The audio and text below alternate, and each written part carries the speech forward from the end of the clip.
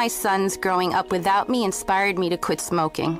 I talked to my doctors, and then I threw away all my cigarettes, ashtrays, and lighters. I started exercising instead of smoking. Staying away from alcohol when I was first quitting was key. I kept on trying, learned something each time. Do whatever it takes. No matter how many times it takes. We did it, so can you. For free help, call 1-800-QUIT-NOW. A message from the U.S. Department of Health and Human Services and CDC. Laura, the guys really went to town on that leg of lamb. Yeah, thanks, Amy. I'm glad everyone enjoyed it. Something's wrong. I know you too well. Jim's company is cutting his salary, and he may even get laid off. He doesn't think we'll be able to afford the mortgage. Oh, Laura. If you think you may be in danger of foreclosure, call the National Foundation for Credit Counseling at 866-687-6322 or visit mortgagehelpnow.org. That's mortgagehelpnow.org. This has been a public service from the NFCC. We got out of Washington State, and I think a week after, state went on lockdown for COVID. So then when we transitioned to Texas, it was very much so like, what are we going to do now? Operation Homefront has allowed our family to make something of ourselves again in the world after military. It's completely changed the way our life is. It took us from a hopeless situation, and now we're homeowners. We have a savings account. I'm the first one to own a home out of my siblings. Visit OperationHomefront.org to learn more. At the YMCA, finding your why starts by making an impact together, touching lives for the better. It can be the gift of time or treasure, supporting a community through talent without measure. Here, compassion fuels commitment, finding fulfillment through enrichment, serving and improving. What a way to live, and what a gift it is to give. Find your why and get involved today at ymca.org for a better us. I'm Chris Jakovic. I served in the United States Air Force, and I deployed 3 times. So in 2017, I was serving as an Air Force First Sergeant. Our motto in that role is, my job is people, everyone is my business. But unfortunately in that year, I would lose my own brother, Lance Corporal Adam Jakovic, to suicide. The majority of veteran suicides are from guns. I store my weapons securely, not only for myself, but for my family. Store all your guns securely. Help stop suicide.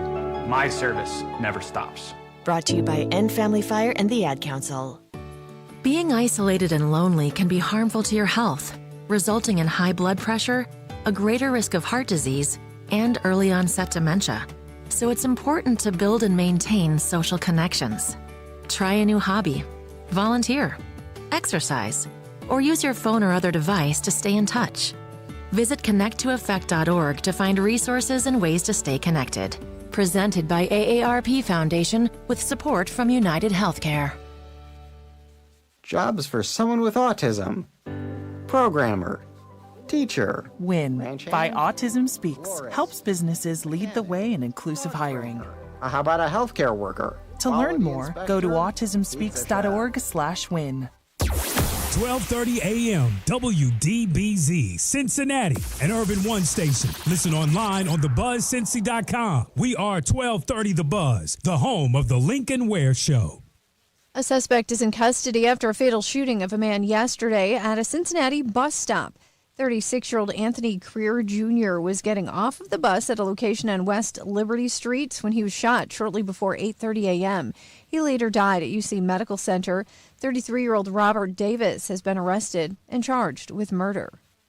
Sentencing is being ordered for a man convicted of killing his grandmother in northern Kentucky in October of 2024. Then 18-year-old Wyatt Testerman recorded a video on his cell phone of him brutally attacking his grandmother, 74-year-old Sherry Oliver, at a home on Erlinger. Testerman pleaded guilty but mentally ill to a charge of murder earlier this year. He was sentenced yesterday to life in prison. There's been no word yet on the cause of the death of a man found deceased on the scene of a Hamilton fire on Monday.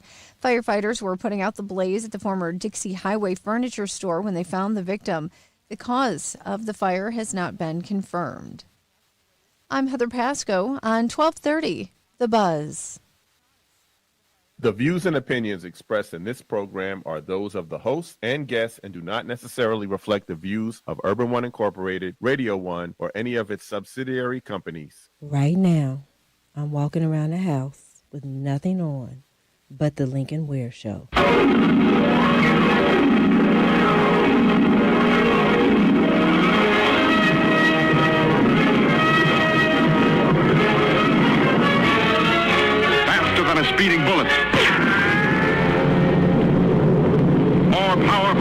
locomotive, able to leap tall buildings at a single bound. Look, up in the sky, it's a bird. It's a plane. Lincoln, Bobingan, Bonana, Pineapple, Bingan, Feed, Fine, Momingan, Lincoln. They say this cat Lincoln is a bad mother. I'm just talking about Lincoln.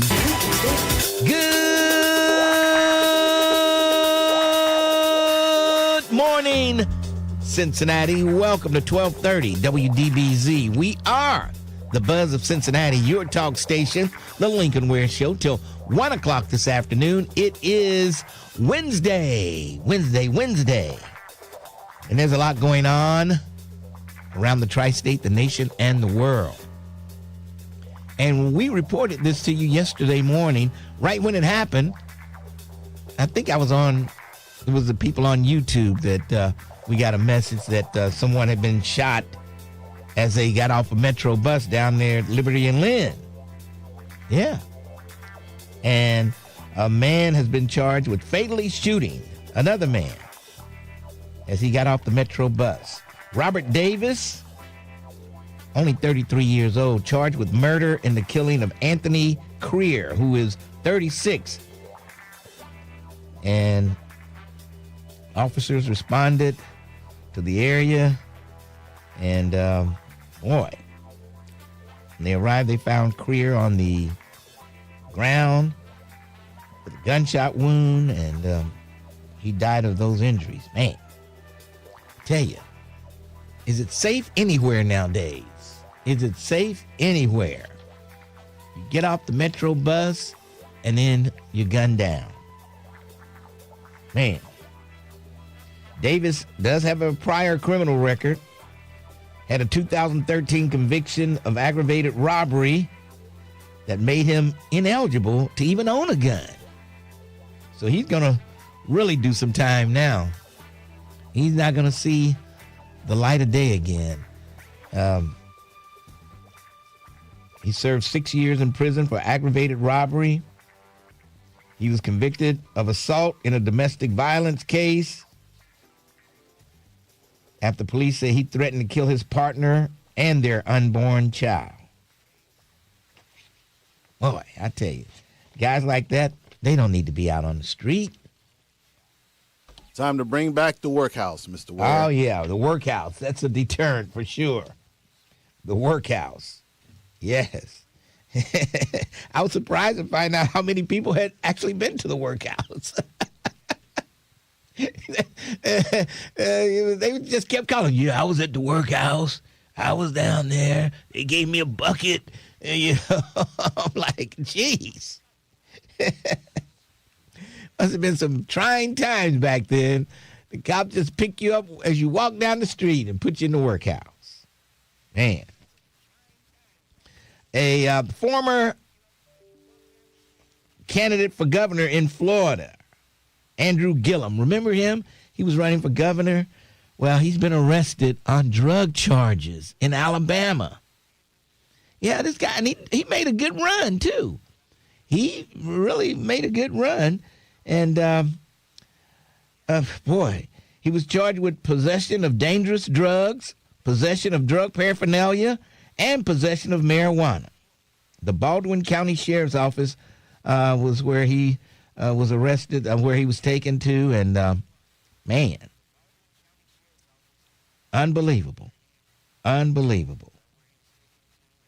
He was elected to the Tennessee City Commission in 2003, was mayor in 2014.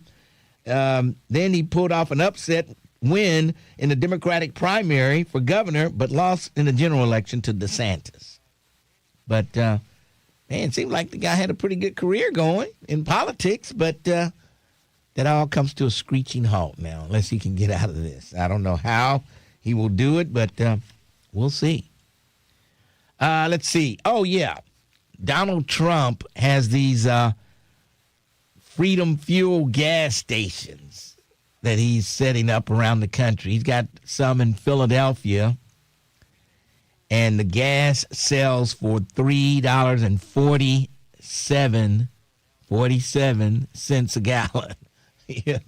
Anyway, And AAA says the average price for gas was $3.79 on Tuesday. And Trump is selling his gas for $3.47.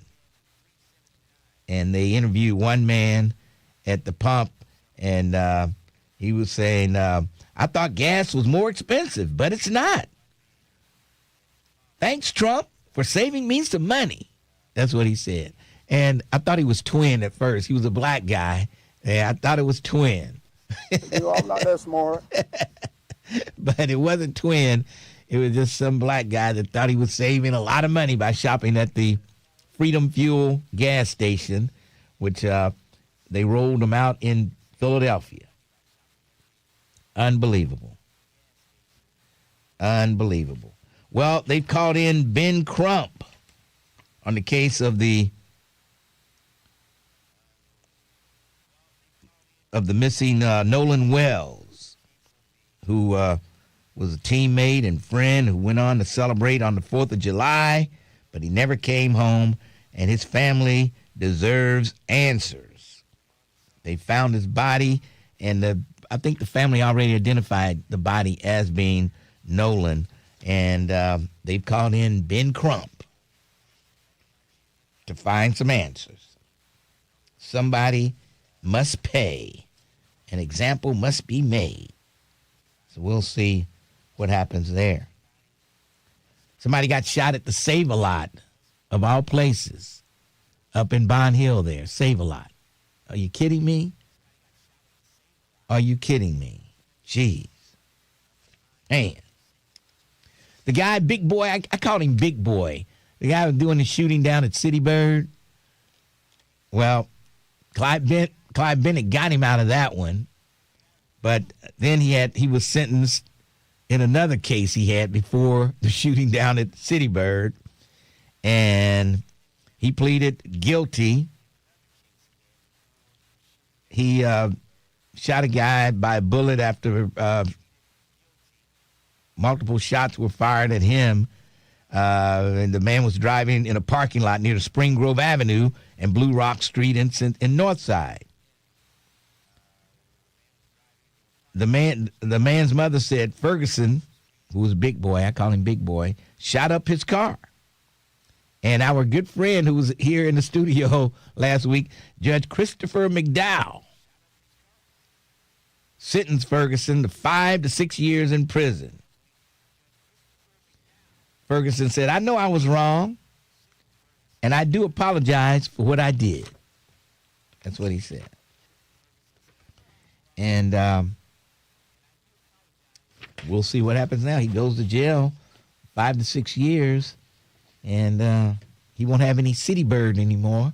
I don't think they serve City Bird at the Ohio State Prison. I don't think so. Somebody stole my piece of chicken. But that City Bird chicken is pretty good, I will admit. I don't know what they do with their chicken. It's so tender. You know, that's some good chicken, let me tell you. I don't know. Oh, boy. But, yeah, that City Bird, they found the secret there. That chicken is pretty good. Let's see what else we've got going on here. The city of Cincinnati, I don't think that, these, I guess, what do you call it? What do they call it? What they want to put over the freeway down there, Fort Washington Way, the caps. They were going to cap the freeway over at Fort Washington Way. And I believe they thought that they would be able to use some railroad money to do that, but I don't think they're going to be able to do it. I don't think they're going to be able to do it, but it would be pretty good to maybe be able to use some railroad money to put those caps on there. But I don't think it's going to get through. I don't think that's going to make it. But they're figuring out everything they can do to use some of that railroad money. But those state legislators, they wrapped it real tight. They put a real tight leash on that railroad money. So tight till they can't spend it. We got all this money. We need to hire some people who know how to put down some blacktop. Get them in from out of town. We need some lane miles here in Cincinnati. Blacktopped. We need it sooner rather than later. I mean, things got so bad that they was giving us the money to spend, and it's just sitting there. So now the railroad say, we'll give it to you as you need it. We could just keep this money and make more money while you're just letting it sit there doing nothing. We'll just portion it out to you. You know, give you when you need to pay the bill, we'll give you the money. Otherwise, this money can be making more money. And that's I agree with them 100%. I agree. And I got to talk to Scotty Johnson a little later. He's checking into something on a 911 call where apparently the police didn't show up. It was an aggravated robbery, pretty much. And we got to check and see if we can hear the 911 call and find out what happened. But the people said that they never showed up. The cops never showed up. A man was in there with a gun. And they never showed. If that really happened, then we got some issues. Scotty was mad as hell. He's probably working on it now. But if somebody called 911 for aggravated robbery, the cops need to show up, especially if you got a gun. What neighborhood was this in, Mr. Ware? I'm just gonna hold that back for a minute. Okay. I'm gonna hold it back. I don't want people trying to piece things together and figure out. I'm gonna hold back. Okay. But I mean, yeah, it's. Well, as soon as I find out something, I'll let you know. But if that happened, we got some serious problems here in Cincinnati. Yeah. So we'll just have to wait and see. But if that happened, man, some heads are going to roll. Well, they may not roll. They might get disciplined. Somebody's going to get disciplined if nobody showed. All right. We're going to take a break, and then we'll come back. Oh, yeah, I've got the head of the Ohio Legislative Black Caucus coming in today, Shayla Davis. And she says 600,000 registered black votes are being left on the table. 600,000 registered black voters in Ohio are not voting. I think that's the story, but she's going to come in here and tell us about that. If that's true, I got an issue with that.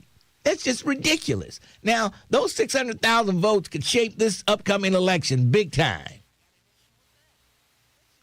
Why don't y'all folks get out there and vote if you're registered? What the hell's wrong with you? I just don't understand. There's no sympathy for apathy when it comes to voting. What is wrong with people? 600,000 black votes left on the table. They're going to say, well, they're going to do what they're going to do anyway. Why even bother? Yeah. My vote don't count. It's not going to count.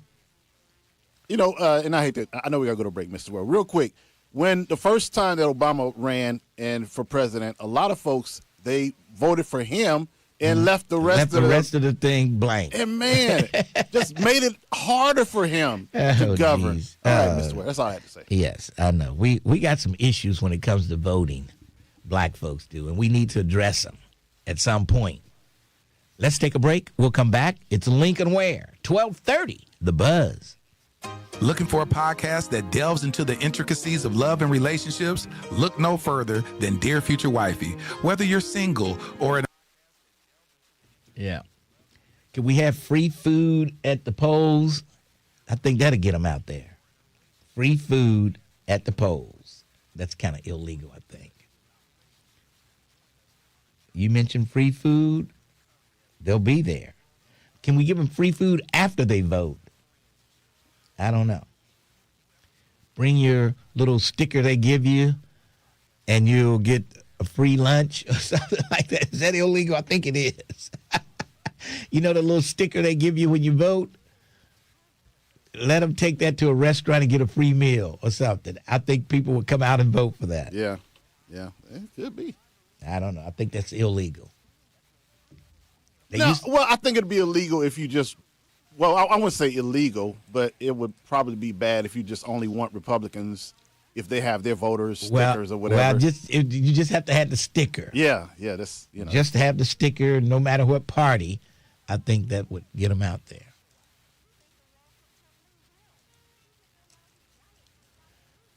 Trump says the ceasefire is over and we're going to hit them hard tonight. Thanks for telling them so they can be ready for you. Oh, geez.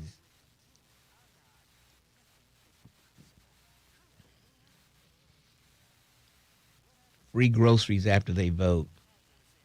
Some people struggle to read. Voting requires reading, then people don't vote.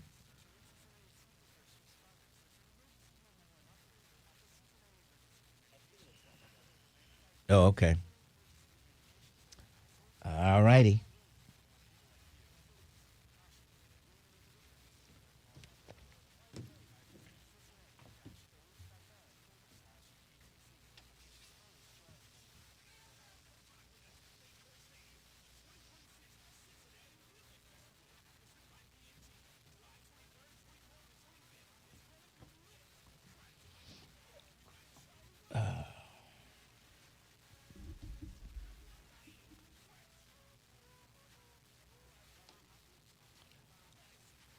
You have to vote to ensure representation of the district.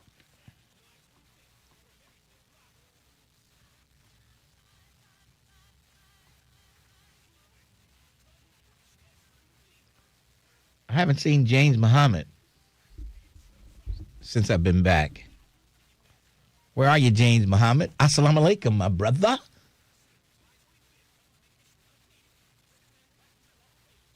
He's knee deep in some bean pie right about now.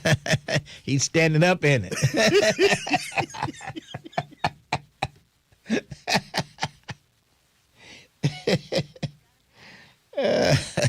Get that bean pie, James Muhammad. Stand up in it.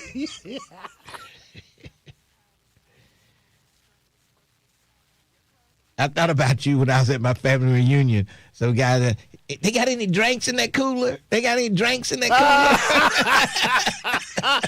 Yeah. Yes. That's what we used to call. Well, that's what I used to call it. That's what they call them. Yes, drink. Yep. Drink. Yes. Yep. They didn't say drink. No. It was a drink. No, it's a drink. Yee, boy, I tell you. Yes, sir. Yes, sir.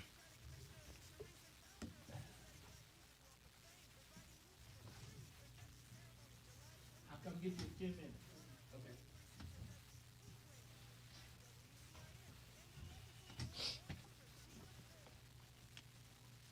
10 minutes. I got guests at 10:30. Yeah, they are punctual. Somebody said, Lincoln, you're supposed to be reading your comments, not yapping with Clarence. They called you. Oh, my jeez. Yeah. Oh, boy. A Radio 1 station. President Trump just a short time ago, hours ago, declared that in his view, the U.S. ceasefire with Iran is over after the two countries traded a barrage of new strikes in just the last 24 hours. Watch this. Is the ceasefire done? Is the MOU dead? It's a very interesting question. To me, I think it's over. I don't want to deal with them anymore. They're scum. You know what scum is? They're scum. They're sick people. They're led by sick people. And they're vicious, violent people. And if they had a nuclear weapon, they'd use it. As far as I'm concerned, it's over. The memorandum of understanding between the two countries apparently collapsing now as President Trump attends the NATO summit in Turkey. The president has also now reimposed sanctions on Iranian oil sales.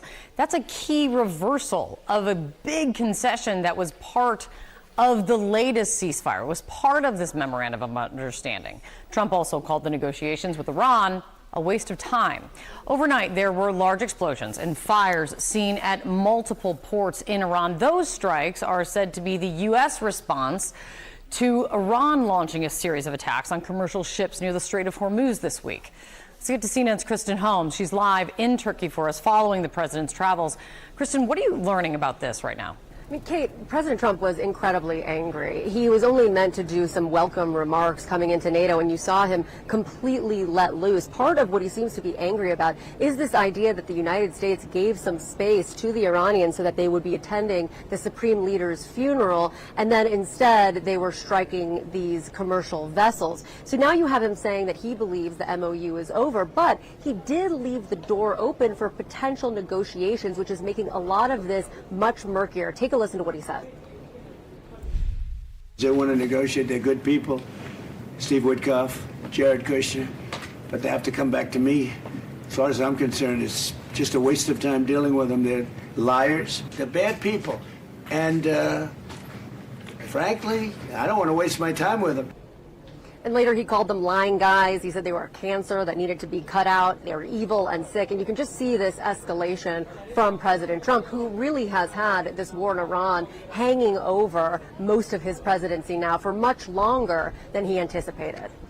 Unbelievable. Oh, that's what my shirt says today. Unbelievable. Yes.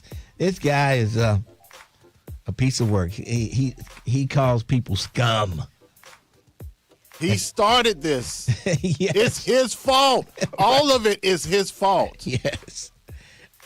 Unbelievable. Let's move along. Let's go downtown to the Crime Stopper headquarters and talk to my good friend, Detective Tiffany Green. How you doing today? I'm good. Good morning, Lincoln. How are you? I'm pretty good today. I got a good night's sleep, and I'm okay today. How about that? Okay, because you was a little angry there at first. Did I? Oh, man. Yeah, about people not getting out and voting. Oh, yeah, well, that makes me angry when people are registered to vote and they don't vote. That makes me angry, yeah. He becomes an angry bird. And then they complain. Terrence Howard said you called me an angry bird. Terrence, stop snitching. You said that on the air. You said that to him on the air. You said, you sound like an angry bird. All right. Who are we looking for today? Cincinnati Police District 3 investigators are looking for Darnell Trigg. Mr. Trigg is wanted for felonious assault and aggravated robbery. Investigators say on June 29th of 2026, Mr. Trigg pulled a firearm and demanded property from the victim. Mr. Trigg exchanged gunfire with the victim, causing damage to the victim's vehicle. Darnell Trigg is a black male. He's 21 years old. He's 6'4" and 160 pounds. Darnell Trigg has no known criminal history and was last known to live in Dayton, Ohio. Cincinnati Police District 3 is looking for William Kraft. Mr. Kraft is wanted for felony theft and 2 counts of misdemeanor theft. On June 7th of 2026, while visiting the victim, Mr. Kraft took various property, including a shotgun, without the victim's consent. William Kraft is a white male. He's 38 years old. He's 6'2" and 165 pounds. William Kraft has a history of aggravated menacing, receiving stolen property, and theft, and was last known to live on Goodman Avenue in North College Hill. Listeners, if anyone has information on where police can find Darnell Trigg or William Kraft, please call Crime Stoppers at 513-352-3040 or submit a tip online at crime-stoppers.us. All right, 352-3040, night or day, and as always, cash money for your clues. And we'll talk to you tomorrow. We'll talk to you tomorrow. You have a good one. All right, I'll try not to be so angry tomorrow. Okay. All right, we'll talk to you. All right. I think you're in trouble, Terrence Howard. Hey, she said that on air. She said, you sound like an angry bird. Okay, I thought she was going to try out that new taser she's got on. Uh-oh. Oh, boy.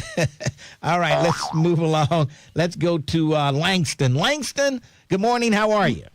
Doing well, sir. Good morning. Good morning. We're glad to have you back from the Ware family reunion. Yes. And, Lincoln, I just, first and foremost, I'm glad you are working through the trauma of not being able to get that mediocre hamburger. I'm glad you got your picture taken there, and, continue to work on that, brother. I'm sure that still obviously it still resonates in your soul when you tell that story. And I'm like, wait, what are you talking about? What hamburger? What are you talking about? In Athens, Georgia, when they didn't let you. You talking about the bus station? Oh, the bus station. When I was a kid, I couldn't go to the white side of the bus station. Yes. That should have that up a little bit better. Yeah, that did traumatize me. I just could not understand why I couldn't go over there. There were other kids over there my age. They were eating. Why couldn't I go over there? But I found out we were of different colors. They were white. I was black, and colors only on my side. Yes. Well, consider this. That probably did form you to the man you are today, so we'll take that. All right. So I'm going to try to hit two quick subjects right here. First and foremost, definitely want to keep Brother Andrew Gillum lifted up in prayer, man. We never know what our strong friends are going through and what type of stress they may be going through in order to do something like that. He was doing such an awesome job on the Native podcast with Angela Rye, and, we just never know what demons anybody's going through. And so definitely lifting that brother up in prayer. Yes. The second thing was the picture. We talked about the iconic picture of the young lady in D.C., and I hear people saying she looked afraid, but when I look at her eyes, I actually saw fearlessness. I'm thinking as a black woman in D.C., whether she was coming from school or work, I think she was more so unbothered about what she was seeing because, I'm not a black woman, but I know the stressors of being a black woman and what they have to go through. So I think it was kind of like par for the course of seeing these white supremacists on there invading her space. I think she was shocked. I think she had a look of shock of what's going on here. I don't think it was a look of fear, maybe not a look of fear, but just a look of what the hell's happening here. Right. I would even go with that. But I've heard a couple people say fear, and I didn't see. Typically, your eyes widen. There's something like maybe clutching yourself or anything like that. But I did not see that. No, that was none all. of that. No, none of that. Matter of fact, she might have been ready to throw down. But and the third thing, of course, what you just said, which honestly it really does bother me in regards to 600,000 registered voters that did not show up to the polls. And honestly, Lincoln, my thing is, and I would be 10 toes down to be a part of something like this. Honestly, we need to go back to where we were when I was a child, and really light that fire of excitement about being into politics. Yeah. I remember we found out who our senators and Congress people were, and our governors, and we write letters to them, and just start those kids young and start to get them invested because. We may have lost the twins of the world, but we still have high school students, middle school students, even our kindergarten. And I think those are the ones you having a harder time getting them to vote. I think it's the younger folk. But anyway, I'll find out from Shayla coming in here in a few minutes to find out who are these 600,000 people who are registered and are not voting. That's what I want to find out. So keep listening, Langston, and maybe we'll come to the bottom of it. We'll find out what's going on. All right. Sounds good, my brother. Thanks for your call. You have a great day, and we'll talk to you soon. All right, let's take a break, and then we'll come back. 12:30, The Buzz. 12:30 The Buzz wants you to buy Black 513. Black Americans have over $1 trillion in spending power. We encourage you to buy black, not just one day, but every day, 365, 24/7. Go to thebuzzcincy.com and check out our Buy Black 513 page, where you can view a directory of black businesses right here in the 513. All black business owners, we're looking for you. Get featured right now. Go to thebuzzcincy.com and click on the Buy Black 513 banner to find out how you can be featured and expand your reach over the air and the internet. Let's buy Black 513. 12:30 The Buzz. Do you live within the Cincinnati Public School District and have a 3 or 4-year-old ready for preschool? For financial assistance or assistance finding a quality preschool, give Cincinnati Preschool Promise a call at 513-447-4277 or visit their website at cincy-promise.org to apply. Early childhood education makes a difference in a child's future. For more information, call 513-447-4277. Let Cincinnati Preschool Promise assist you. Agnes was in deep trouble with the IRS. I owed the IRS a lot of money. I did not know what I was going to do. I was scared. Agnes caught a break and found out about Optima Tax Relief. But when I called Optima Tax, they guaranteed me that they were going to help me out the best that they can. And they did. Optima stopped the IRS. No more telephone calls, no more letters. Optima Tax took care of everything. I can finally sleep at night. I was stress-free. Agnes was finally free from her IRS nightmare. It was like a burden was lifted off of me, and it was a great feeling. Are you in deep trouble with the IRS? You might want to listen to Agnes. I would refer Optima Tax Relief to anyone because they got me debt-free from owing the IRS any more money. Call Optima right now for your free consultation. Call 800-685-5688. 800-685-5688. 800-685-5688. Optima Tax Relief. Testimonial from an actual client. Some restrictions apply. For complete details, please visit OptimaTaxRelief.com. Cincinnati, you not hitting the Music Fest this year? Good. Because Friday, July 24th, the real party is going down at the 2026 Slick James Funky Karaoke Fest, live at the Crystal Room Banquet Hall in Mount Healthy, hosted by the one and only Slick James. For just $45, you get to enjoy live karaoke, live music from the Slick James Sin City Band, soul food served while it lasts, so come hungry, a cash bar, and pre-selected contestants battling it out for the $1,000 winner-takes-all cash prize. And guess what? You help pick the winner. Don't want to sing? No problem. DJ Al Catone kicks the party off with karaoke from 6 to 8 p.m., spinning all your favorite old school hits. So break out your best 60s, 70s, and 80s threads, or rock your modern day drip. Either way, come ready to get funked up.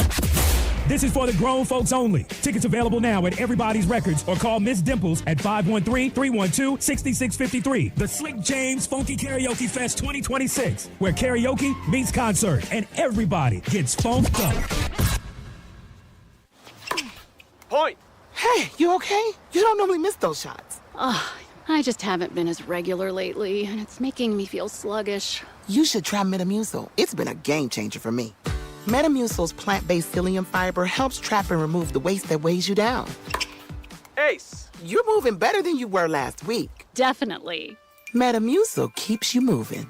These statements have not been evaluated by the Food and Drug Administration. This product is not intended to diagnose, treat, cure, or prevent any disease. Learn more at metamucil.com. To save their university, the Fisk Jubilee Singers brought African American spirituals to the nation and beyond. Discover the story of the Fisk Jubilee Singers for a limited time in the city where their first tour started back in 1871. Jubilation, Ambassadors on a Sacred Journey, is open at the Freedom Center now through July 26th. Learn more and plan your visit at freedomcenter.org. freedomcenter.org. You have an opinion. You've got something to say. And that's the reason why we're here today. 12:30 a.m. The Buzz, your talk station. 1230 WDBZ. We are the Buzz of Cincinnati, your talk station. Lincoln Ware with you. In the studio with me, we've got none other than Shayla Davis, who is the Ohio Legislative Black Caucus. I guess you're the head of the Ohio Legislative Black Caucus. Foundation, yes.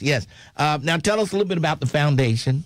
So the Ohio Legislative Black Caucus Foundation is an independent 501c3 nonpartisan organization. We were created by the Black Caucus itself, which I'm a former member as a former state representative. But we are independent, nonpartisan, and so we focus on the community. Okay. We're like the bridge builders between the black community and what's happening in the state legislature. All right. Ozzie Davis is in here also. Of course, we know him from Politico 101. Ozzie, welcome to the show. Thank you, Lincoln. Now, thanks for having us. You say 600,000 black votes, people who are registered to vote, 600,000 are just left on the table. They are left on the table. They did not participate in the 2022 midterm election. And we know right now we are currently in a midterm election season. And so it was just so interesting. We pulled this data actually last year from doing a focus group to find out what the issues were for black Ohioans. Mm-hmm. And then in that conversation, we started to see this data and realize that, wow, we have 603,000 black people across the state of Ohio not participating during the midterm election. That's crazy. And I'm like, we have to do a full report on this and break that number down statewide, countywide, to find out where these people are. Yeah.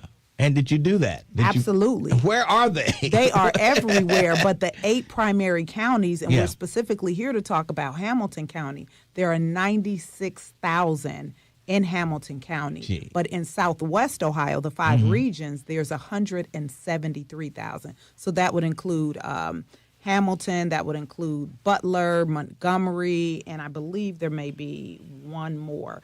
But that 173,000 are right here, but 96,000 right here in Hamilton County. Wow. And so have you talked to any of the people who were registered to vote and didn't? What were did you find out the reasons why? They just didn't think the midterms were important, or what? That's one of the reasons why I contacted Ozzy, so that we could start to talk about that from the black perspective, like black political, what is happening in Hamilton County. We know some of the issues, right? And our report is very clear. So everyone is always saying it's voter apathy, voter apathy. We think it's a little deeper than that when we look at our black community. We believe that there have been barriers for years since the Voting Rights Act was passed, right, nationally. But then Ohio has done some very egregious things to everyone, not just black people, but every voter here. And so we know that there's only one voting box now in every county. And so if you are in a rural area where there's 150 people and you are in a urban community where there's 250,000, there's one drop box. We know that early voting hours have changed, right? They've drawn back on that. We have some of the most restrictive voter ID laws across the country. All of those things are barriers that exist. And then we constantly close polling locations. You know, a person votes one year and they go to this school, and then, you know, they're voting in the midterm. The next time they turn around, that place is closed. People get confused, they get discouraged, and they've got to go on with their day. And so what we're really trying to do is to get the organizations and entities, the powers that be, the actual candidates, elected officials, black and white, to realize that black people matter, because we absolutely do. This country could not exist without us. And in each and every county across this state, we have power and influence, and we've got to pull it back ourselves. Because we know this, and it may sound, you know, cliche, but no one is coming to save us but us. That's right. That's right. Save us. Help us. Save us. Yes. Unbelievable. So I know the NAACP, they're out there. They're concentrating more on registering people to vote.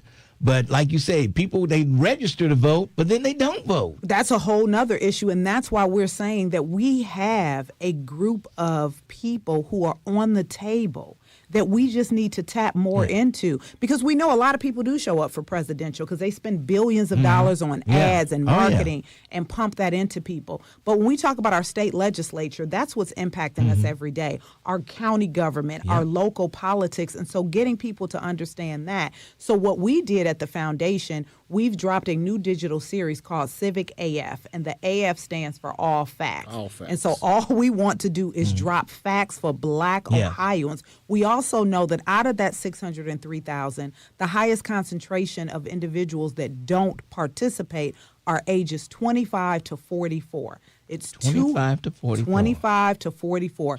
239,000 of them. 51% black males, 49% black females. And so Civic AF is targeted specifically for them to talk about those issues. When we think about 25 to 44, it's the working class, individuals with young children. So our Civic AF videos that we drop every other Friday, we dropped our first one on Juneteenth, was to really break down state politics, to get people to understand the value and the importance of voting. One of the videos, and Ozzy and I were talking about that, you know, the girl Lo, that's the one that does our videos. She says in there, have you ever wondered why, you know, there's a bucket next to your child's desk in the classroom and the ceiling is leaking? Somebody voted for that, or somebody didn't vote for that. And so even when we look, and we're not necessarily like criticizing school boards, but we're saying that funding comes from the state and the formula to do the educational funding, that's not right. And so when we don't participate, we are allowing these people to decide what happens to us. When we wonder why we don't have a grocery store in our neighborhood, in our community, that is because someone voted. So whether we get involved or not, there's still going to be someone elected that's voting on our behalf, and we don't like that, so we have to change that. But if we break this stuff down very practical, I think that we can reach our people and speak the language that they want to Yeah. hear. That nobody cares about the partisan nature of it, because at the end of the day, when it's time for me to eat, I'm not looking at who sits in what party, right? It's important to me, Shayla, as an individual, because I am a Democrat, but the foundation itself is not. However, we're talking about people's basic needs being met, families thriving in Ohio, and it's going to take us to do that, and that's why we put this report out, to help civic organizations get the data and really start to draw in and pinpoint what communities they need to be in. You were just talking about, like, as a precinct person, how many numbers you need to get in your precinct of black folk. And if we can get 300,000, 50% of the 603,000, that could make a difference. We could change statewide races. When we look at our governor, when we look at 2018, the governor's race was won by 164,000 votes.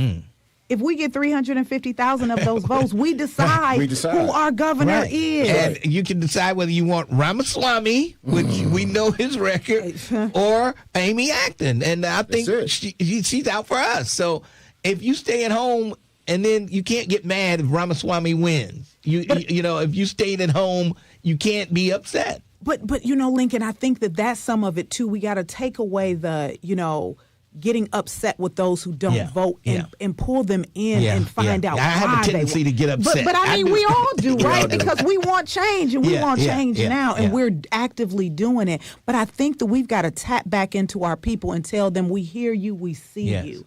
And our candidates have got to show up in our communities. See, that too. The other thing that we're seeing it too is, and that's why this campaign started on Juneteenth, we cannot show up at people's doors in October. And then on November 7th, November 8th, once we get the elected seat or we lose the office, we go on about our merry way. People need to see us regularly caring about our community. Black folks are not stupid. Black folks are not foolish. We want buy-in. We want to be valued and respected. And the way that we get that is if people show up and hear exactly what we're saying, and they start to see their needs being met, or they see a plan or a person who talks about those issues to them specifically. Right. We know. I just saw on CNN right before I came over here that gas prices are about to go back up. But if I'm catching the bus, I don't care about the gas prices, right? But what I am concerned about is the crime in my community. Why the grocery store that just opened had to suddenly close. And now I've got to catch 2 buses with my 2 babies to go and get something to eat, because I'm a 26-year-old single mom. Regardless of how it happened, how we got there, that's the issue at hand. And those are the things people need responses to. The child care centers closing, them not having the support of resources from the state to even cover child care costs, why those things are increasing, who's talking about those issues, and who's representing our people. And so we want to tap back into that and say, sis, brother, I hear you, I see you. And this is what we're willing to do. But we got to tell these candidates, they've got to speak that language, and they've got to actually honor what they say. We're done with being used. We're done with that. All right, let's take a quick break. We'll come back. We got some people have some questions. We'll take your calls. Let's take a quick break. 12:30, The Buzz. Every weekday, 12:30 The Buzz has you covered. Let's go! With new entertainment and information. Starting at 6 a.m., set your alarm for Get Up Mornings with Erica Campbell. What's going on, Cincinnati? This is Erica Campbell. Followed by The Lincoln Ware Show from 10 a.m. to 1 p.m. Hey, this is Lincoln Ware. Join me for The Lincoln Ware Show. Then it's Keeping It Real. With me, Reverend Al Sharpton. From 1 till 4 p.m. News, entertainment, and information. We've got it all right here on 12:30 The Buzz. Did you know there's help to pay for heating costs this winter? Through May 31st, income-eligible Ohioans can apply for assistance in paying their utility or bulk fuel bill through the Ohio Department of Development's Home Energy Assistance Program. Older Ohioans can call Council on Aging for more information or assistance with their application. For more information, call 513-721-1025, menu option 2, or visit www.help4, that's the number 4, seniors.org/HEAP. That's HEAP. Join the African American Engagement Work Group on Friday, July 10th from 11 till 3 p.m. for the Live Well Cincinnati Health and Healing Expo at Corinthian Baptist Church, 1920 Tennessee Avenue. Enjoy free food, free health screenings, and valuable resources for individuals and families. Community providers will be on site with health screenings, support for seniors, and family support programs. Connect with partners offering support for mental health, substance abuse, housing, and more. Visit hcaaew.com for more information. My car smells fresh, always so fresh every day. My car smells fresh, like I cleaned it yesterday. Got that Febreze car on the vents, living life with that just clean fresh. Febreze car, if you know, up to 40 days a cent on low. My car smells fresh, always so fresh every day. My car smells fresh, like I cleaned it yesterday. That's right, breathe happy Febreze, la la la la la. You have responsibilities: rent, food, utilities. The list goes on. What if there was a career that offered stability, great pay, and a future? Metro operators earn $56,000 year one and up to $65,000 year two, plus great benefits, paid training, and a $2,000 hiring bonus. Apply at go-metro.com/drive and move up to Metro. We are the keepers of the wild, America's original and most invested conservationists. For more than 80 years, we've been committed to conserving wildlife and the natural landscapes that define our nation. From rugged alpine ridgelines to peaceful tall grass prairies, we've supported the conservation of more than 36 of American wildlands. Our funding has led to cleaner water, fresher air, and improved wildlife habitat. From abundant fish and waterfowl populations to robust deer and elk herds, nothing is more important than maintaining wild spaces for adventurers to explore and wildlife to thrive. We are America's hunters and target shooters, stewards of the American outdoors. America's hunters and target shooters, along with firearm, ammunition, and archery manufacturers, have invested more than $46 billion to help state fish and wildlife agencies manage and protect wildlife and wildlands across America. For more information, visit outdoorstewards.org. The views and opinions expressed in this program are those of the host and guests and do not necessarily reflect the views of Urban One Incorporated, Radio One, or any of its subsidiary companies.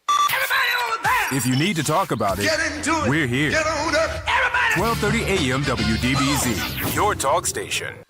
1230 WDBZ in the studio. Shayla Davis, Ozzie Davis. We're talking voting. We're talking votes that are left on the table.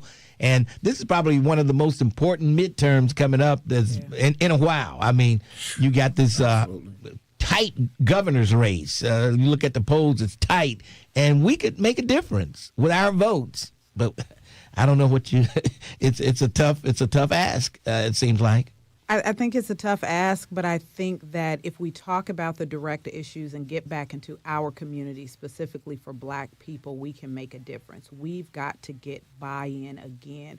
We've got to let people know that we do value their voices. And the same way we show up during the presidential election, we have to show up in the midterm, because that's how we're losing. And it's a mutually exclusive relationship. It's not all the elected official. It's not all the community. It's not a you're right, they're wrong. It is how do we mutually come together in a unified relationship. And the one way we do that is by voting. You either vote certain people out or you vote certain people in. That's just the bottom line. That's the way our democracy is set up. All right, let's go to the phones.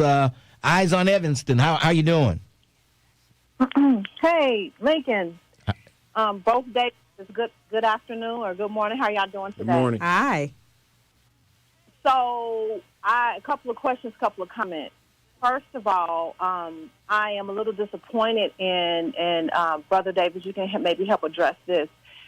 The churches, the top 5, top 10 major Black churches in the city, what can be done in that vein to educate the members, because that's where your voting block is going to be. You know, it's kind of like how it was back in the day. You know, I don't see any of that anymore. Maybe at a few select churches, Corinthian is doing a great job, Reverend Lynch is doing a great job, but there are more people that could be reached if you just take ask the pastor if you could take 20 minutes to say something after the sermon, I don't know. I just think you're losing an audience by leaving that segment of the population out. That's the first thing I wanted to bring up. The second thing is I was taught as a teenager that voting was important. So I was still in high school. That was something that my parents taught me. What are we doing in the high schools with bringing this, making posters or making announcements in homeroom, passing out flyers in the high schools, because that's another segment of the population that's being missed, a very important, impressionable population segment that needs to be educated on the midterm. I think that the last point that I want to bring up is related directly to the Ohio Black Caucus. We, as a community, don't hardly ever hear from you unless it's something like this. Something, hurry up, we got to get together and vote. We need to start hearing from entities that govern us or that influence us on a more regular basis, not just when the hour has come and now we got to hurry up and get all these voters together. We need to hear from these big governing bodies more often, because I'm like, where you guys at? All right, we'll let her respond. Thanks for your call. Well, can I say, as to the last piece, when you hear from Rep. Thomas, who's on this station often, you're hearing from the Legislative Black Caucus. When you hear from Ashley Bryant, who's very, very vocal and out there, you're hearing from the Black Caucus. I don't know that you know when you're hearing from the Black Caucus but the members.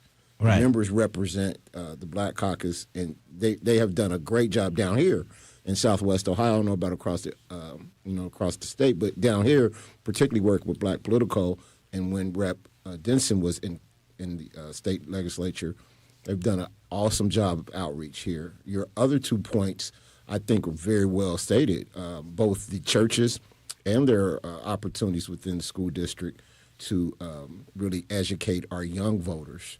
But the churches, I believe, are doing all they can. At least the Greater Cincinnati faith leaders that Pastor Lynch has started.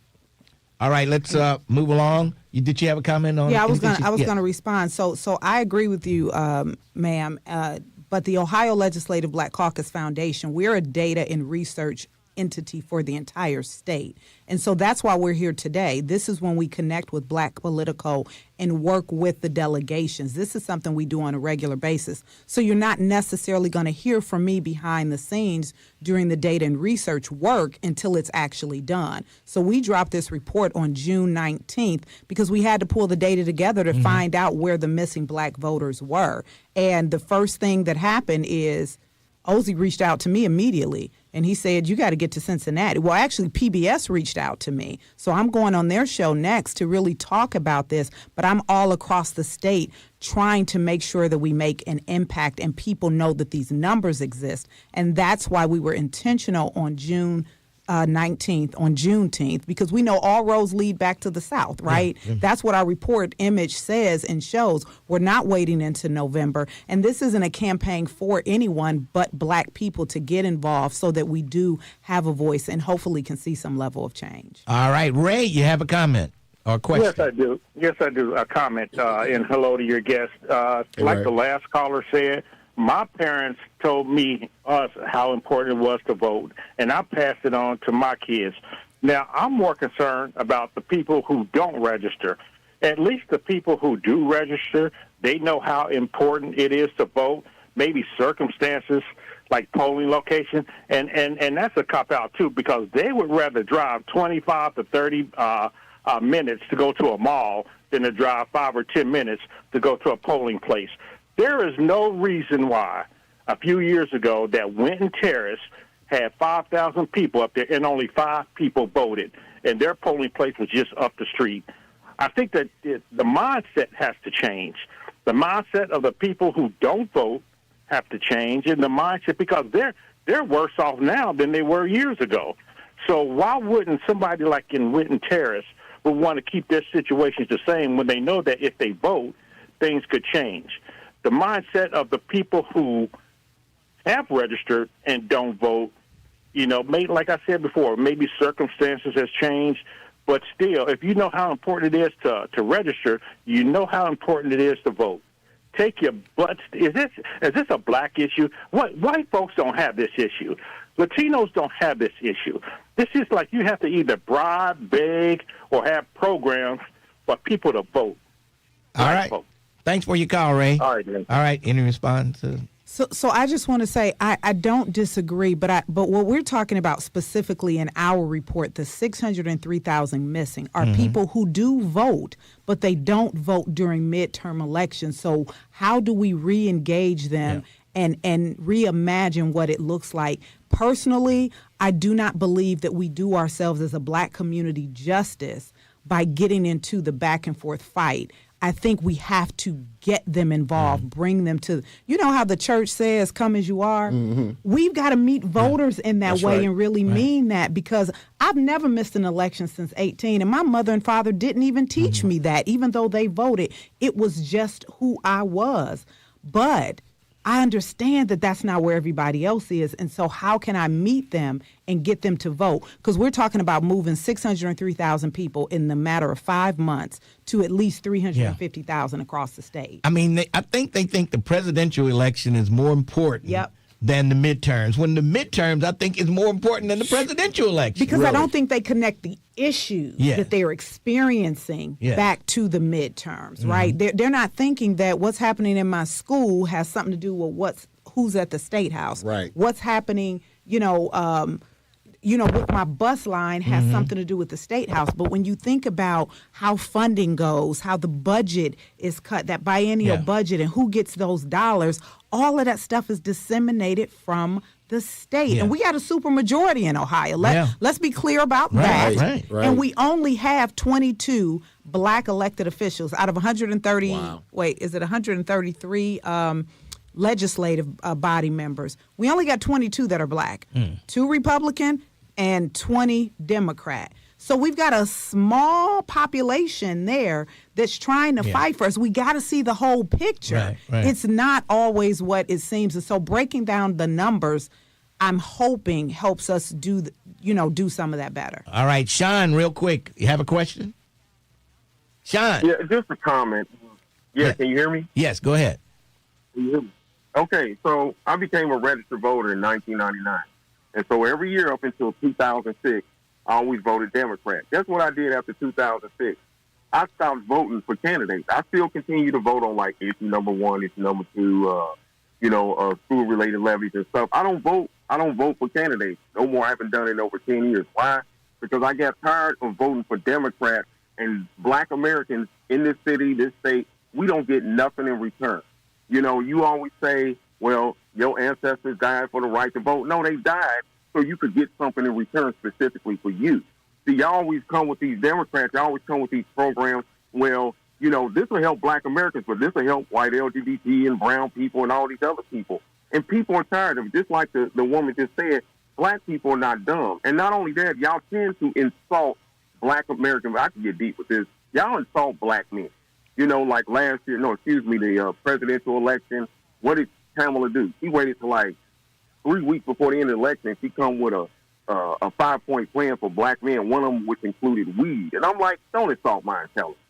You know what I'm saying? So I'm going to say this. If you want to motivate black men to vote like myself, I'm not voting for no candidate. If you ain't got nothing specific for black Americans, for us, I'm not talking about And that's what she was saying. They got to come to the community. That's right. These candidates got to come into the community, not a week before the election. I hear you, brother. I hear you. That's what this report is saying. Yeah.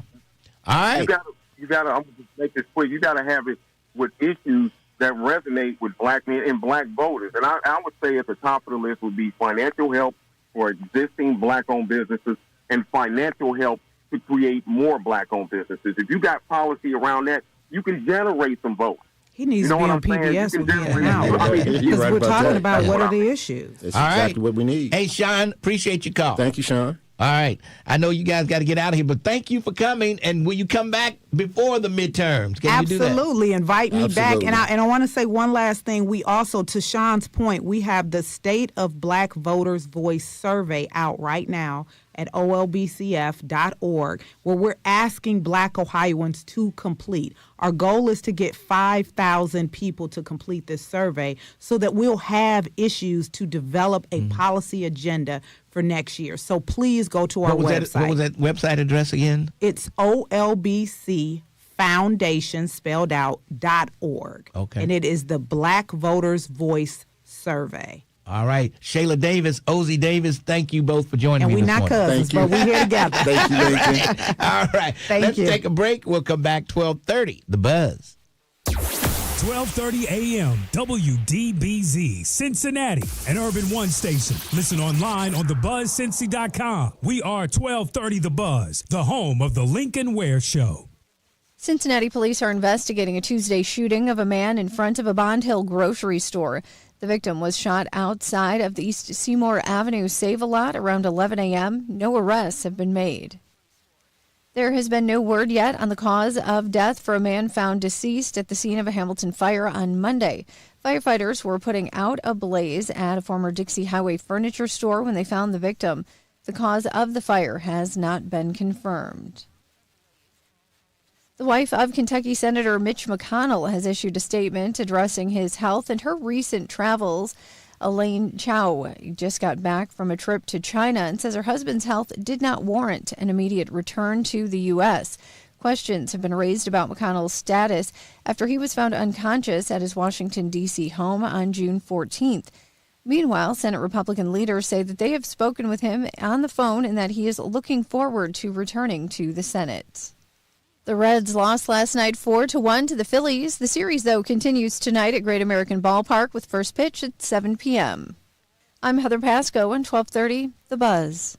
The views and opinions expressed in this program are those of the host and guests and do not necessarily reflect the views of Urban One Incorporated, Radio One, or any of its subsidiary companies. 1230 The Buzz, your talk station. Right now, I'm walking around the house with nothing on but the Lincoln Ware Show.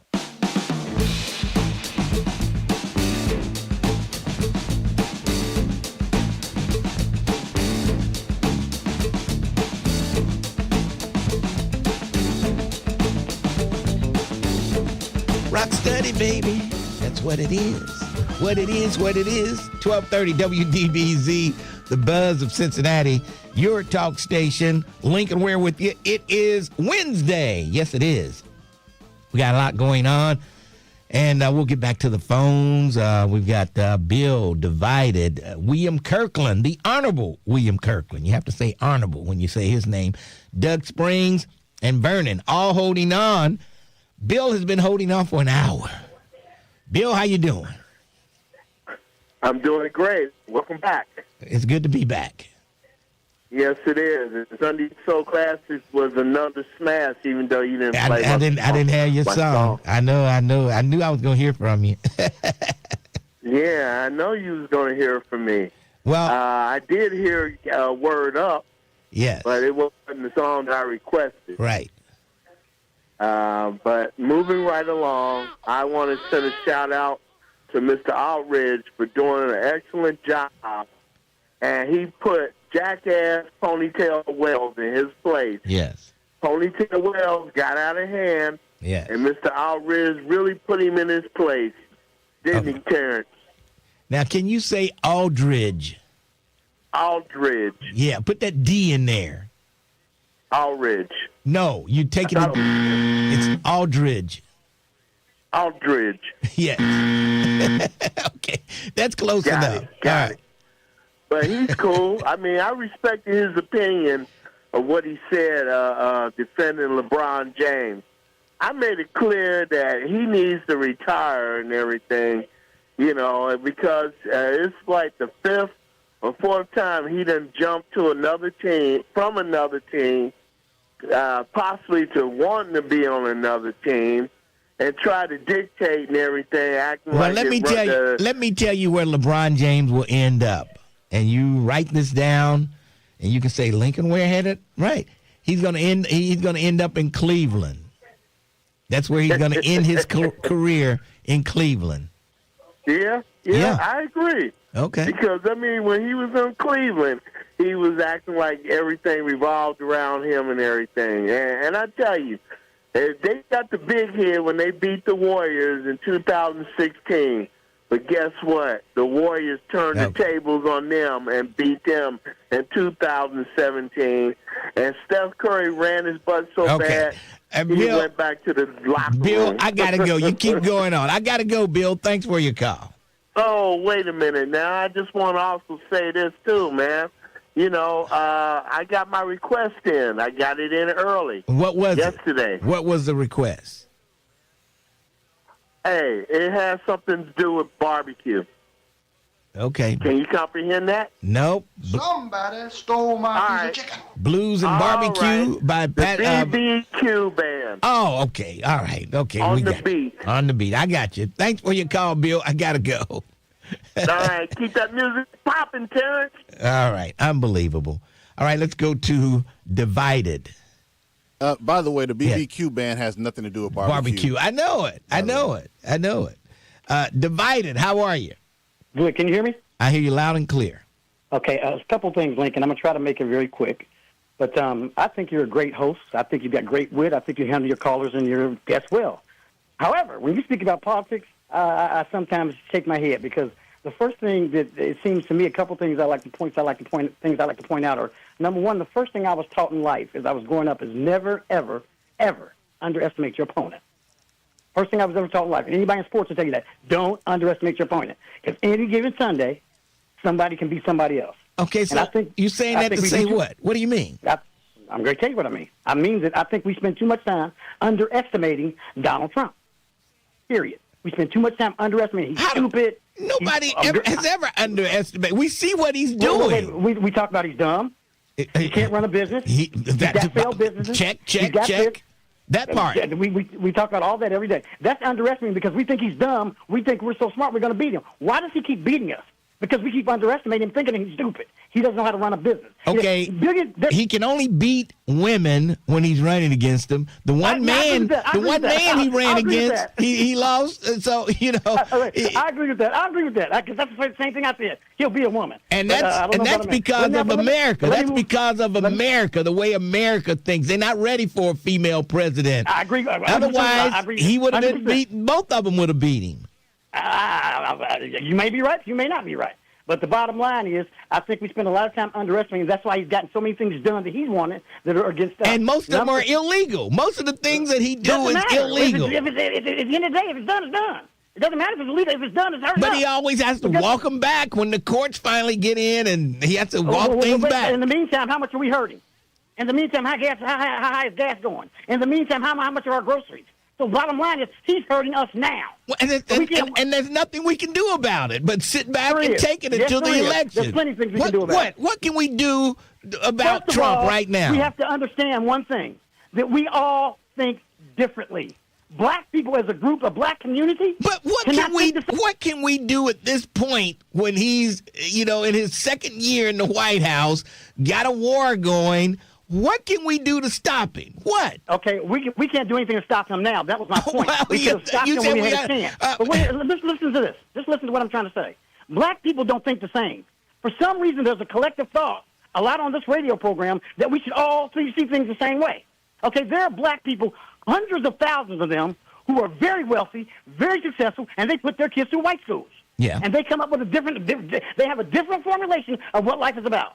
We talk about the SNAP program. When you cut the SNAP program, there are thousands of black people who don't like the SNAP program. Who've never been on it. I agree with you. I agree with you. I don't agree. But we have to understand that people think a different way for a different reason. Yes, they do. Instead of beating them up, all black folks don't think that way, alike. so we can get them on our team. So we can get them all working together. Because the reason we can't work together is because we beat each other up day after day. Twin gets beat up every day. No matter how stupid his ideas are, there are people just like him. Like you just said, no matter how stupid his ideas are, that's why he gets people beat him up every day. But wait a minute. There are lots of people who think just like Twin. So every time you beat Twin up, you're beating them up. Well, they probably need to be up if they think like Twin. We got a lot of people in our neighborhood that don't have an education and that are good people and couldn't put two bullets together. So do we beat them up? Or do we try to get them to understand our side of view? See, we can debate. See, white people are everywhere. You guys said we shouldn't be Well, Republicans. Twin is smart enough to know. Every single day, getting them in there. Man, when you Trump talk first got in fast. office, what could we have done? We could have went to the White House. Where's Al Sharpton? He should have been at the White House. Trump will negotiate with anybody. And if it didn't, we should have still been there. And we should still be in his face. But yet we talk about it every day and they say, well, give us something. Okay, slow down before you get a ticket. Slow down. You're talking awfully fast. I get excited because I listen to you every day. All right. But how many people do you know that are registered to vote and they just have given up voting? Tons of. And that's who we're trying to reach for the midterm. Okay. Those people there. And the way you reach them is not by being so one-sided. How do you reach them? Because people who think differently than you just say screw it. People who instead of trying to get them to understand why this is important, why the SNAP program is important, why we should be giving these people benefits, why we have to help out the middle, we just beat them up. You're too stupid to understand. And so you know what they say? Yeah, I guess I'm stupid, so I'll just stay out of it. No, boy. That's number one. Okay. Well, guess what? A confused mind never buys, sir. Ever, all right. In anything. Divided, I got to run. I appreciate you calling. Enough. Phew, man. What's the name of that rapper that talks real fast? I think it's Twister. Yeah. He could be Twister. Man, that guy could go. I've never heard anybody talk that fast before other than Twister. Unbelievable. I just saw Wayne Box Miller in here. What the hell was he doing here? I didn't get a chance to talk to him. I had my guest in the studio. I might have to ask Don Juan why was he here, but yeah, he's looking great, man. Yeah, Wayne Box Miller. Trimming down. Yes. He looks great. Married life is working for him, man, I guess. It is. It's definitely working for him. Yes, he's always on a cruise somewhere, Boy. Jeez. Living the life I dream about. I tell you, unbelievable. Let's go to the Honorable William Kirkland. How are you? I'm fantastic, Lincoln. He had my head spinning because I thought the way I was holding my phone that I was making it speed up like you could do sometimes when you're listening to videos. I was like, wow. But Lincoln, his points are well taken. He finally got to it in the end, right? So my thing is, the way I was taught to vote was not for my personal interest, but for the interest of the most vulnerable. Mm-hmm. And I think Ray was saying the same thing, even though your wonderful guest had the checking, because he attacked Winton Terrace.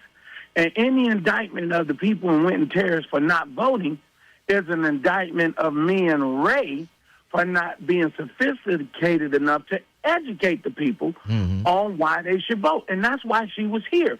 Lincoln, I only talk what I know. I didn't know that the governor's race was decided by just over 160,000 votes. Right. I didn't know it either. I couldn't remember. I'm sure I've heard it, but I just didn't remember hearing it. And this one could be even closer. So that's incredible. But we also have to understand, Lincoln, Dr. Amy Acton, all them lies about her, on the commercials. They've been fact-checked. They all lies. They all lies. I mean, and then the one that said she was taking drugs while drinking while taking drugs. They were, I mean, anybody that's on you could be on a cholesterol pill and have a drink. That's drinking while taking prescribed drugs. And they put prescribed up there and they take it down real quick before you see it. If you stop the commercial, you'll see prescribed drugs. So, yeah, they're all lies. But my criticism of the Democratic Party is that they're not hitting back. They don't hit back. Well, she's got commercials getting ready to pop, and she's going to come. She's going to hit him hard. Trust me. She's got commercials ready to go. And then the guest presence also brings up this question, and this is for Brother Ozzie. Where is our political action committee? And any questions I ask of Ozzie, I ask of myself. Where is our think tank other than Dr. Claude Anderson's The Harvest Institute? That's the only black think tank that I'm familiar with in the whole damn nation. We got one. They got 30,000. But where is our think tank or political structure to come up with legislative policy? This is what's missing. Lincoln, it's 250 years. We can't make no more excuses. And Dr. Amy Acton needs to get her ass to this station to speak to us. It's coming. It's coming. We want our vote. It's coming. It's coming. All right. Trust me. Okay. All right. Peace and blessings. All right, Kirkland. Thanks for your call. That's the Honorable William Kirkland. Yeah, he's been a street fighter for justice for a long time. He's been out there almost as long as Doug Springs. I don't know. All right, we're going to take a break, and then we'll come back. We got Dr. Ebony Griffin that's coming up, and we'll talk to her about something's happening over at the Community Action Agency, I believe. Let's take a break. We'll come back 12:30. The Buzz. Cincinnati.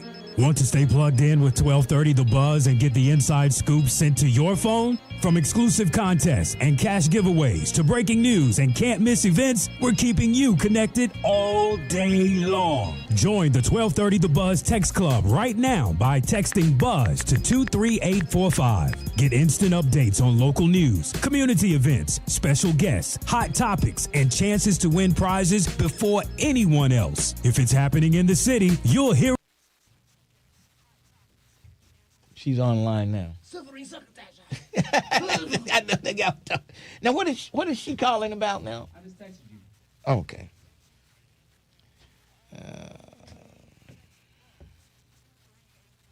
Okay, I got you. We got you. All right. And that guy was talking fast, wasn't he? Yeah, he was passionate. Slow down before you get a talking ticket. Man, he could do a marathon. Oh my God. Yeah. And it almost sounded like he didn't have any teeth in his mouth. It sounded like those sound effects with the fast talking. That's what it sounds like. Oh my God. Oh, jeez.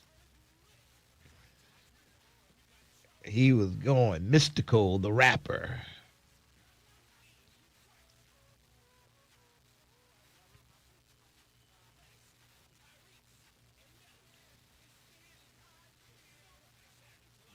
Stefan has never talked anywhere near that fast.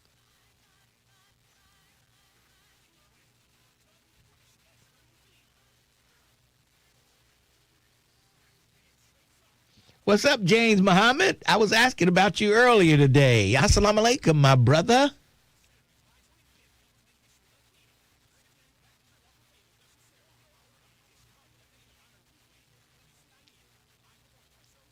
I don't think anybody ever said Stefan talked fast. I know it. I don't know where they get. And somebody said, and y'all thought Stefan talked fast. No. You never said that.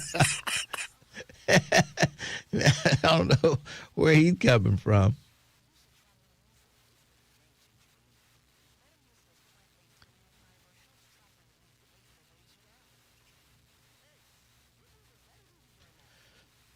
Oh, boy.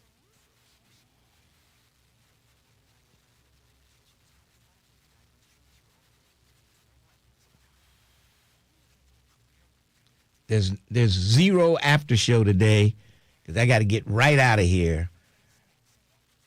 No after show today. I got to get home and get back down to the Veteran Service Commission meeting.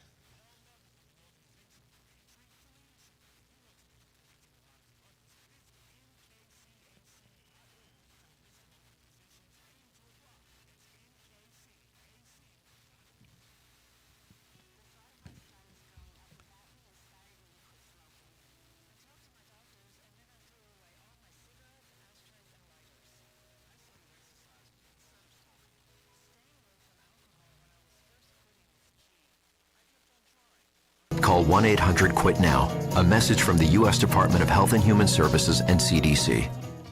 Take us with you wherever you go. Download the Buzz app for your smartphone today. For details, go to thebuzzcincy.com.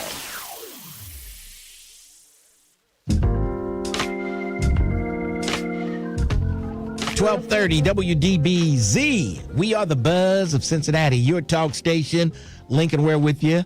And let's go to my good friend, Dr. Ebony Griffin, and over at the Community Action Agency, the Head Start program. You're having a big job fair over there today. Tell us a little bit about it, Dr. Ebony. How you doing today? I am good, Lincoln. Thank you for having us on. Yes, we are having our Head Start Job Fair beginning today. We started at 9 a.m. and we're here till 1 p.m. today. And we'll be back tomorrow, Thursday, July 9th, 1 p.m. to 5 p.m. We have so many positions available for those who are interested in advancing their careers and working with children and families, from teacher assistant positions to classroom aides, to child coaches, to mental health clinicians and family advocates. Several positions available. Okay. And that's going on today and tomorrow, correct? Yes, it is, at 1740 Langdon Farm Road. All right. And do they need to bring anything or just show up there and you take over from there? What do they need to bring anything with them? Yes, sir. We ask that you bring your updated resume and yourself. Be prepared for interviewing right here on site, and be prepared if you are a qualified candidate that we may be interested in moving forward. You may be offered the position today. Oh, all right. So that's today up until 1 o'clock, then tomorrow from 1 until 5. So they make it convenient no matter what shift you work. If you're working now, you can get there. Yes, and if you're interested in the positions we have available, you can visit us at www.cincy-caa.org. All right, can you go over those positions one more time? Yes, we have teacher assistant positions, mentor teacher, infant toddler teacher, education supervisor, grantee quality and data monitoring, child coach, grantee mental health clinician, and family advocate. All right. Sounds good to me. Remember the Head Start Job Fair going on now for today up until 1 o'clock. Then tomorrow they'll be back again from 1 until 5. That's at the Community Action Agency, 1740 Langdon Farm Road. Get over there. And jobs for the Head Start Job Fair. Thank you, Ebony, for joining us this morning. We appreciate it. Thank you, Lincoln. Take care. All right. That's Ebony Griggs Griffin right there. And, hey, there you go. Jobs available for Head Start. You good working with kids?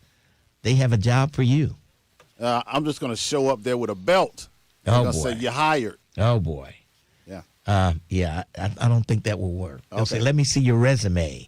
And then when you say, I was a producer for the Lincoln Ware Show, then they'll hire you on the spot. Oh, okay. If I can just whip my belt in the air like Joe Jackson, that's not going to work. That's not going to work. Okay. That's not going to work. All right. Let's move along. Let's see who's next. Looks like Doug Springs was next. I knew we were going to get Obalaye when we talked about Witten Terrace, but we'll get back to him. Doug, how you doing today? Fine, Lincoln, fine. A lot has been said this morning. My first question, Lincoln, that police report that came out regarding how they was interacting with the black community. Yes. I saw several people, and they was telling me that they was going to have community forums on this subject. But so far, has there been a community forum? I haven't heard of one. I haven't heard anything from Iris Rowley or anything like that. But I'm sure if there's one coming up, she'll let us know.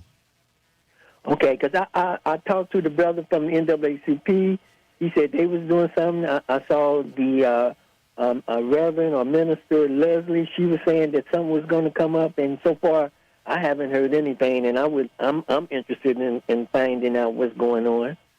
Lincoln, you were talking about you had the people in talking about voting, and all this is tied into voting. You know, Lincoln, public schools are under attack. They've been under attack for a while. The Ohio Supreme Court has said that the funding for public schools, property taxes, is unconstitutional. But the Republicans up in the State House are just disregarding that and really causing havoc among the public schools. I say that to say that when we were in school, they taught civics. And civics was to tell you how government was supposed to be working, the do's and don'ts of government, and how to affect government. Mm-hmm. Yeah. And they took that out of the schools. Yeah, I think that was very important, a very important course they should have left in schools, civics. I do believe some schools might still have a civics class, if I'm not mistaken. I don't know whether Cincinnati Public has it. It was widespread. Mostly every school, junior high school, because I was in junior high when I took civics. Mm-hmm. Every junior high school that I knew of had civics. And then Lincoln, because I am older, I can go back to the 60s and understand that when we have voter registration in the South, we also have voter education. You have to teach the people to how to do things right. And unfortunately, the brother said that black people are not dumb. I would agree to that to some extent. But to some extent, I know that there's a lot of black people out there who's ignorant. And some, it's way more dumb black people than it was when we was coming up, because it wasn't an attack on public schools like it is now. Yeah. So I think there is a lot of dumb black people out there. I think there's a lot of ignorant black people there. You have to want to learn, Lincoln. If you don't want to learn nothing, nobody can teach you anything. And for anything. some reason, they don't want to learn nowadays. I talk to teachers all the time, and it's just like they just can't believe, these students coming into class nowadays. They just can't believe it. Oh, by the way, Ken Parker, the city hired Ken Parker, former U.S. attorney here in this area. They hired him, and he's going to hold meetings as part of his contract, monthly meetings. So there you go. Interesting. Okay, well, let me go back to this. Lincoln, I've been reading, like I was telling you, some old history. And black people, we have, I'm going to call Friday and say some of the things that we've done doing for America. But black people have played a significant role in American democracy, America as a country, and we're not getting things out of it because we believe that because I vote and I should go home and rest because I voted. That's not how it's supposed to work, Lincoln. When you vote, you got to stand behind that vote. You got to be active and make sure that what you want, you pushing for it. And that's where we fail at. We don't vote in the primaries or midterms, and we fail to put power behind our vote. And the power that we have is in organized activities that's political to make sure that our vote is being counted and what we're saying happens. And that's where I think we fail at. We don't put the power behind our vote. Yep, that's true. And the voting age that they were talking about, the midterm or primary, same thing. The age was, early 20s to early 40s usually don't vote in the primaries or midterms. 20 to 47, 20 to 45, or something like that. I know it was in the 20s and 40s. Yeah, it started at 25. And if you look back, those are right around the times when they took out all the civics and stuff out of schools. All that happened. So this is a result of them doing that. And like the lady said, we have to be strong behind our vote, and that's where we fail at. And then the brother was talking about. I'm ending with this. He said there's a lot of people who think like twins. Then that just proved the point that a lot of us are dumb, Lincoln, and we have to look at that. And if them brothers, if Twin would call in and say, "Well, I want to learn." But I have never heard him say that. Yeah. He always say how dumb we are. He would never say he wants to learn because he thinks he knows everything. He would never say, I want to learn. He thinks he knows it all. So you would never hear that from Twin. That's our point, right. That's where we fell at because we were thirsty for education. Today, young black folks, they run from education. Yeah. They don't want to be involved. So I hope things change, but I don't look for things to change because things are stacked against us now much greater than what they were when we was coming up. All right. So, hey, Doug. Thanks, Lincoln. Got to run. Thanks for your call. That's Doug Springs laying it out there. Let's see. I might need to get Obalaye in before the break because I got guests coming in. Obalaye, real quick, how you doing? I'm good, thanks. How are you? I'm hanging in there. What's up? I knew I would hear from you when we mentioned Winton Terrace. I knew I would hear from you. You know it. Because, again, I don't know where Ray and all these people getting their information from, man. This is crazy that they think 5 people voted. Is that real? Yeah, that's what he said. I don't know where he got that from. And only he says that. I don't know where he got that. 5,000 people. Ever proved it. 5,000 people and 5 people voted. I don't know. I don't know where he got those numbers. That's misinformation. I'm going to ask him that the next time he calls in here. That's total misinformation. I mean, every time I've been at the poll, it's been more than 100 people. So, again, I do say that, voter turnout can be low, especially during midterms, because those are people we never see. Yeah. And I think our vote for local city politics is going up because we have an amazing administration who don't mind coming to the hood and making things happen. And I would like to come in, Lincoln, and talk about the things that are happening in Winton Hills because there's a lot. There's more than I can talk about in just a sound bite. But I will say on July 23rd, the community makeover is happening in Winton Hills where the Reds, Procter & Gamble, GE, all those corporations are coming out.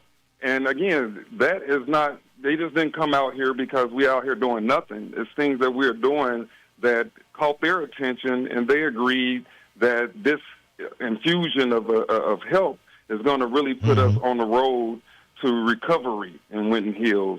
So a lot of great things are happening, and I love to come and share with the community so that they don't keep walking around talking about, how bad Winton Terrace. Winton Hills. All right, well, get in touch with the Neobel IA, and we'll set that up. Appreciate it. All right, good, thanks. All right, let's take a break, and then we'll come back. 12:30, The Buzz. Bringing you the stories that go beyond the headlines. The Tavis Smiley Show. This is Tavis Smiley. Join him every weekday from 7 p.m. to 10 p.m. for impactful interviews, bold discussions, and the perspectives you won't hear anywhere else. The Tavis Smiley Show. Weeknights, 7 p.m. to 10 p.m. 12:30, The Buzz. The IRS finally caught up with Louie. I hadn't paid my taxes in 8 years. He was in big trouble. We're going to take your house, garnish your pay. Louie found out about Optima Tax Relief, America's #1 tax relief firm. I don't owe the IRS anymore. It was because of Optima Tax. Call Optima now for a free consultation. Give Optima Tax a call. They can help you. Call 800-569-4435. 800-569-4435. Optima Tax Relief. Actual client compensated for sharing their experience. Visit OptimaTaxRelief.com for details. To save their university, the Fisk Jubilee Singers brought African American spirituals to the nation and beyond. Discover the story of the Fisk Jubilee Singers for a limited time in the city where their first tour started back in 1871. Jubilation, Ambassadors on a Sacred Journey, is open at the Freedom Center now through July 26th. Learn more and plan your visit at freedomcenter.org. freedomcenter.org. Back to school starts now. Get long-lasting battery life on the Dell XPS laptop powered by Series 3 Intel Core so you can work from anywhere. Now starting at $699 with exclusive student pricing starting at $599. Complete your setup with savings on select monitors and must-have electronics and accessories. Limited time deals and free shipping on PCs and more await you at Dell.com/deals. That's Dell.com/deals. Being isolated and lonely can be harmful to your health, resulting in high blood pressure, a greater risk of heart disease, and early onset dementia. So it's important to build and maintain social connections. Try a new hobby, volunteer, exercise, or use your phone or other device to stay in touch. Visit connecttoeffect.org to find resources and ways to stay connected. Presented by AARP Foundation with support from United Healthcare. All right, son. Time to put out this campfire. Dad, we learned about this in school. Oh, did you now? Okay. What's first? Smokey Bear said to. First drown it with a bucket of water, then stir it with a shovel. Wow, you sound just like him. Then he said. If it's still warm, then do it again. Where can I learn all this? It's all on SmokeyBear.com with other wildfire prevention tips, because only you can prevent wildfires. Brought to you by the USDA Forest Service, your state forester, and the Ad Council. When it comes to prescription medications, it's essential to apply safe practices to protect your health and safety. To avoid misuse and abuse, never share or borrow medication. Keep your prescriptions out of the wrong hands by storing them in a lockbox and disposing of medication properly. Finally, understand your prescription information. Don't be afraid to ask your pharmacist and doctor for help. And if buying prescriptions online, be sure to use VIPS accredited pharmacies. Learn more at awarerx.org, a public service from the National Association of Boards of Pharmacy Foundation. Don't leave us in the car. Take us with you. Go to your favorite app store, search WDBZ, and download the Buzz app today. 1230 WDBZ, the Buzz of Cincinnati, your talk station. In the studio, Judge Sarah Henry is with us. But first, before we go to her to find out what's going on in juvenile court, and she's running for Hamilton County Common Pleas Court, and we'll go to the Dukester to find out what's cooking on a Wednesday. What's on the menu today, Dukester? Hey, top of the morning to you, Lincoln, and what's up, Buzz listeners? It's Wednesday, and as a reminder, the Cincinnati Music Festival is fast approaching, July the 24th and 25th, with some great music entertainers. So if you haven't bought your tickets and you want to get some great tickets at a better price, your first step is to call the Dukester at 513-761-2300. Now, for you folks that came to the Dukester last Friday, I'm so glad you had a great time playing cards, checkers, chess, and dominoes at our Friday night social night. And I'm telling you, if you are a card player and you want to enjoy a pleasant evening, stop by the Dukester this Friday from 7 p.m. until 11 for a wonderful time. Now on our menu today is our big smothered pork chops with rice and gravy and collard greens. Or how about a deluxe turkey burger with steak fries and coleslaw? Or maybe you'll have a taste for our country fried chicken with turnip and mustard greens, macaroni and cheese, and hot buttered cornbread. But my pick for today is our tender corned beef and cabbage with potato salad and sliced tomatoes. Have a great day, everybody. We'll talk at you later, Lincoln. All right, that's the Dukester right there in the Summit Plaza on Reading Road. And in the studio with me, Sarah Henry, running for Hamilton County Common Pleas Court. You're now on the juvenile court. And I tell you, there's a lot coming out of juvenile court, and there's a lot coming out of Hamilton County Common Pleas Court nowadays. So you're busy either way. That's so true. Thank you so much for having me on, Lincoln. I really appreciate it. I want to thank you for throwing it out into the universe, Judge, but I'm a magistrate now okay. at juvenile court. So I've been working. I came on board 3.5 years ago, and I've been proud to work under the leadership of our administrative judge, Carrie Bloom. And we've made a lot of great changes that I'd love to talk some about today. In addition to hearing a docket, I help our court administrators and our administrative judge run the court. So we've done some restorative justice, expanded mediation, and some other things to really try to get at what families and children need. Now, what if a kid gets in trouble? Maybe he was caught with a gun or something. They come into juvenile. Now, what are the parents like? A deer caught in headlights, or they shocked that their kid would do something like this? Or do you ever find parents just didn't know their kids was as bad as they are? Do you find that often, or what? Well, one, I think guns are more places than we want them to be right now, right? And so these aren't necessarily always bad children. They just find themselves in bad situations, is what I would say. And it depends on the family, right, Lincoln? Parents have a lot going on right now, right? They're trying to raise babies. They've got an increased cost of living. They're trying to work. Summer's particularly hard because their kids aren't in school, right? So, I think it depends on the family. But the parents have a lot of stressors, too. And that's part of our role, and part of what we've been doing is trying to build in some more supports for parents and trying to, get out into the community and figure out what resources we can have on hand. So, we're being part of the solution. Well, and the parents, do they ever plead for mercy on their kids? When I'm going to make sure he does this, I'm going to keep him straight. Just don't, send him to juvie or whatever. Do you find parents really are remorseful and hate that the situation they're in? Do you see that often? I think it depends on the family. Yeah. I think it really depends on the family. The main docket that I hear there is actually our expungement docket.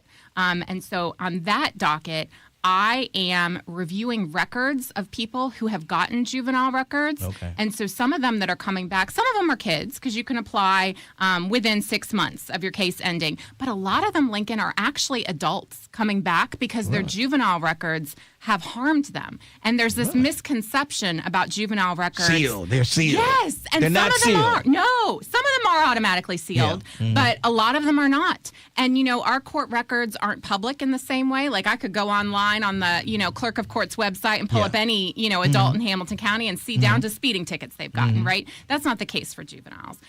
So there's this misconception that it won't show up on a background check, or when you apply to nursing school, or you try to get your CDL. And so I see a lot of people on my docket who come back and, are trying to work through moving their life forward. Right, and there's this thing that happened when they were 16, 17 that they didn't know was going to bite them in the butt. And I think most people think that if you did it as a juvenile, because they don't even mention your name when you get in trouble as a juvenile. You get, you don't even know these kids' names. But the records are right there for you to get. They are right there. They are, and it's not as easy as getting an adult record, but they still come back to bite you in the rear. And so seeing some of that and seeing the way that can impact people long term is really something that is humbling. And, that perspective I really look forward to bringing to the Common Pleas General Division bench. Yeah, and how did you decide you wanted to move up to the Common Pleas Court? A lot of people, they love the kids and they want to stay there in juvenile court. You decided, hey, I can do more in Common Pleas Court. Yeah, so it's actually, juvenile court is a Common Pleas Court. It's just a specialty division of it. Okay. So it's actually just a parallel move. Okay. And so it is, running for judge, obviously different than being a magistrate. I'm appointed by our judge, and so that's a different role. But honestly, Lincoln, it is a way, I believe that our democracy is at a very pivotal moment. I think that the structures that once held us together are really struggling. And having a strong judiciary is essential to us being able to move forward.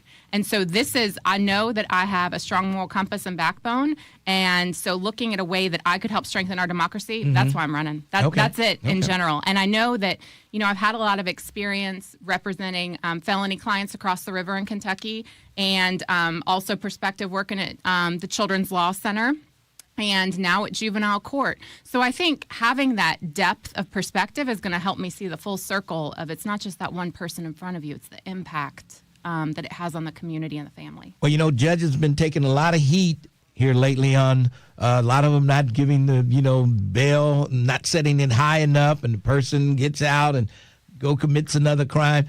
So is that gonna weigh on you any? Because a lot of judges have been taking a lot of heat lately. They have, and some of that heat is excessive, and we need to work on that, to be honest. And part of that is, I think that we need to enhance the public dialogue around this. To be blunt, we get so hung up on certain aspects of this. Yes.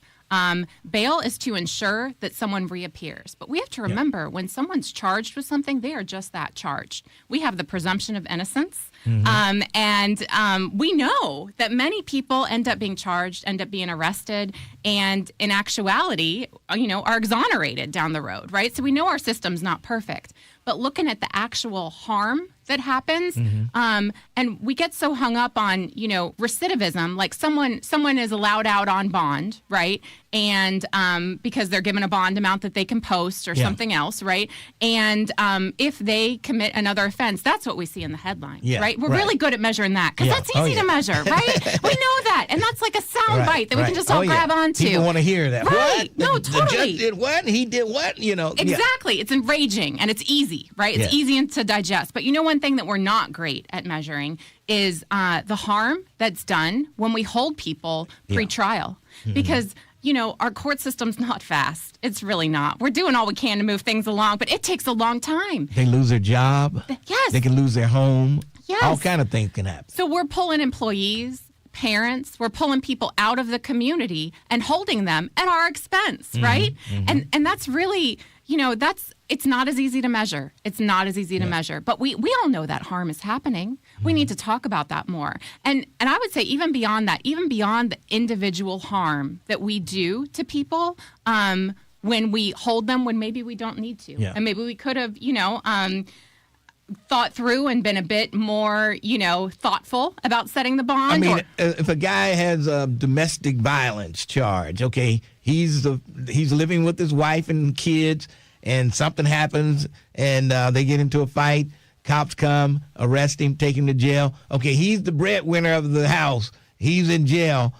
Do you let him out? He might go back and fight, beat her up again. So that's got to be a tough one. You keep him in there, he's going to lose his job, and then the whole family's going to be in disarray. It's complicated.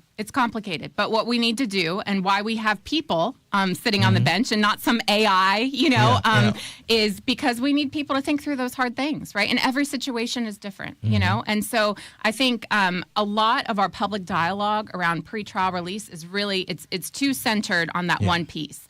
And I think beyond that, though, beyond just the harm to the individual, it erodes our faith in the justice system. It erodes the community's faith in the justice system because they see how some people are getting a different shake than others, and that's really the harm that's done when we shorten our discussion on that. Yes. All right, we're going to take a break. We're talking to Sarah Henry, running for the Common Pleas Court, Hamilton County Common Pleas Court, as a Democrat. Got to make that. She's going to be on that Democratic ticket. So make sure you look for her name. Let's take a break. We'll come back with more on 1230, The Buzz. Hey, y'all, what up? This your boy, Ricky Smiley. I want to drop you an invite to something a little more personal. This is Ricky Smiley on the Spot, where legends get loud, real, and sometimes a little reckless. Ricky Smiley on the spot. No script, no rush. Just super real conversation. This ain't your average talk show. Let me thank me. Y'all want to talk about Lil Darryl? That's just a piece of it. Catch the full episode of Ricky Smiley on the spot wherever you get your podcast and on the Urban One Podcast Network at urbanonepodcast.com. What happens when someone calls 911? A calm voice answer. A trained professional takes control. Help is on the way because of them. Now you can be that voice. Join Cincinnati's team of first responders as an emergency 911 operator at the Cincinnati Emergency Communication Center. For over 95 years, Cincinnati Emergency Communication Center has answered a call. Now we're looking for more people like you, focused, compassionate, and ready to make a difference. Learn more about the role and apply today by visiting cincinnati-oh.gov/ECC. Applications closed July 20th. Cincinnati Black Music Walk of Fame. Cincinnati, get ready. It's going down Saturday, July 25th at noon. Get ready for the 6th annual Cincinnati Black Music Walk of Fame. Commissioner Alicia Reese, it's time to let them know. It's Hamilton County Commissioner Alicia Reese and founder of the Cincinnati Black Music Walk of Fame, inviting you to the free induction ceremony July 25th at noon, honoring the 2026 inductees Heatwave, WCIN, and the Legacy Award going to Regina Bell. With celebrity hosts John Murray and Don Juan for show, plus free performances by Shirley Murdoch, Regina Bell, Second Wind, and Midnight Star's 50th anniversary concert. Put on your all-white and march in with Lincoln Ware with the Parade of Stars and help us reach our 350,000 visitors. It's free. We'll see you there. Black Music Walk of Fame. Point. Hey, you okay? You don't normally miss those shots. I just haven't been as regular lately, and it's making me feel sluggish. You should try Metamucil. It's been a game changer for me. Metamucil's plant-based psyllium fiber helps trap and remove the waste that weighs you down. Ace, you're moving better than you were last week. Definitely. Metamucil keeps you moving. These statements have not been evaluated by the Food and Drug Administration. This product is not intended to diagnose, treat, cure, or prevent any disease. Learn more at metamucil.com. Hey, wouldn't it be great if life came with a remote control? You know, you could hit pause when you needed to, or hit rewind, like that time you knocked down that wasp's nest. Uh-oh. Well, life doesn't always give you time to change the outcome, but prediabetes does. With early diagnosis and a few healthy changes, you can stop prediabetes before it leads to type 2 diabetes. To learn your risk, take the 1-minute test today at doihaveprediabetes.org. Brought to you by the Ad Council and its prediabetes awareness partners. The views and opinions expressed in this program are those of the host and guests and do not necessarily reflect the views of Urban One Incorporated, Radio One, or any of its subsidiary companies. 1230 WDBZ, The Buzz, your official talk station. It is official, you understand me? 1230 WDBZ, the buzz of Cincinnati, your talk station. Lincoln Ware with you in the studio with me.